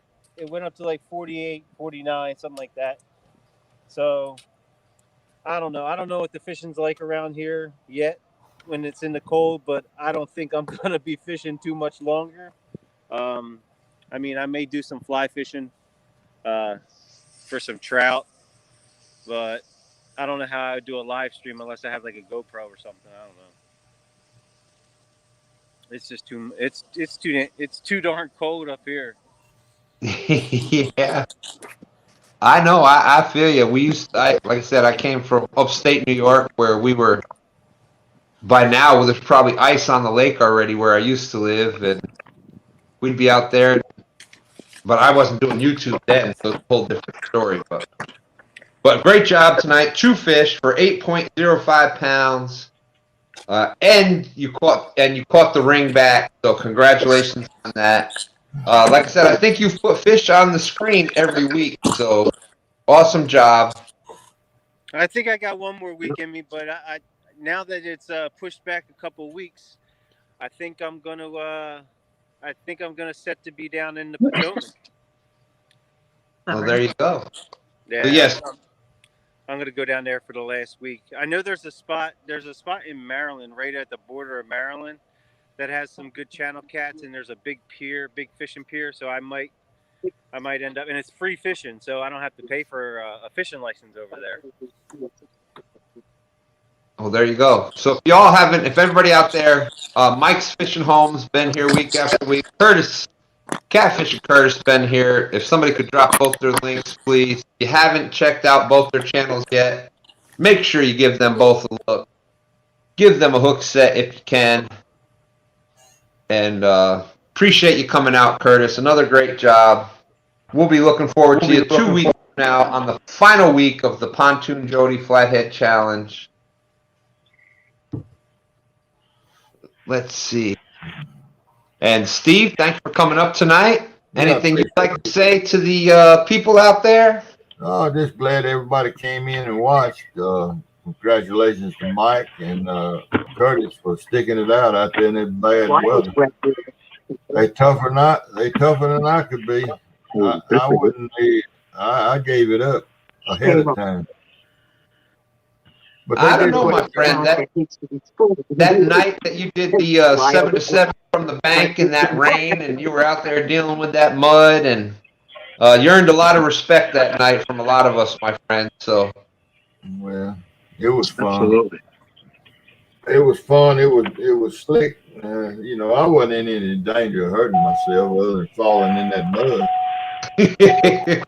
Well, I had to go out there that next week and fall right in the damn river. You fell in the river. That was worse than what I did. I saw that when you did it. Yeah. But appreciate you coming up tonight. Yeah. Thank you very much, Steve. Y'all check out Steve Adams fishing Mississippi. So check him out. He's been going out live, and always awesome to talk with Steve. LGBASS, my good friend Tom. Y'all check out LGBASS. Your and Jodi's show on Wednesday nights at 10 p.m. You've had some great, awesome, amazing guests on there. One of the weeks stands out to me as just this much above the rest of them, but 3 great, awesome guests, and y'all are doing great out week, there. Stan? It might be the second week, but anything you'd like to say to everybody, Todd?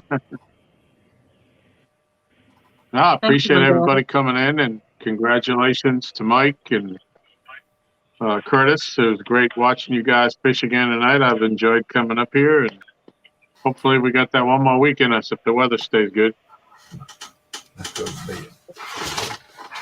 And of course, Jodi.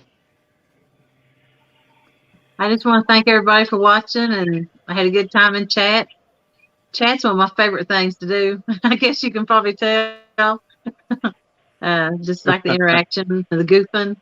Appreciate everybody on panel, all the moderators, and all the people who fished tonight.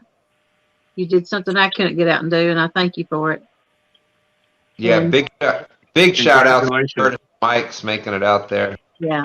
And next Thursday after Thanksgiving, we'll do it one more time for the final, and we'll have giveaways. So. All right. Well, and of course, with 2 stands, I always got to have something to say. So, yep. Jodi, congratulations on your 500. Mike's and Curtis, great job out there tonight. Curtis, congratulations on finding that ring. Mike's, congratulations on getting #1 this week. Everybody out in chat, thank you very much for coming in. Steve, thanks for coming up. LGBASS, can't wait to see next Wednesday's show. You and Jodi have been killing it on the Wednesday night, 10 p.m. Y'all check out It's All Mine. If you want to kick up your cooking game, you check her out. Even if you don't have skills in cooking, you watch her, and you're going to be making some great stuff. So again, to everybody out there, appreciate each and every one of you. Much respect for everybody out there. Thank you. And we'll see y'all 2 weeks from now, Thursday night, 10 p.m. on the Pontoon Jodi channel. Y'all come back then 2 Thursdays from now at 10 p.m. We'll see y'all later.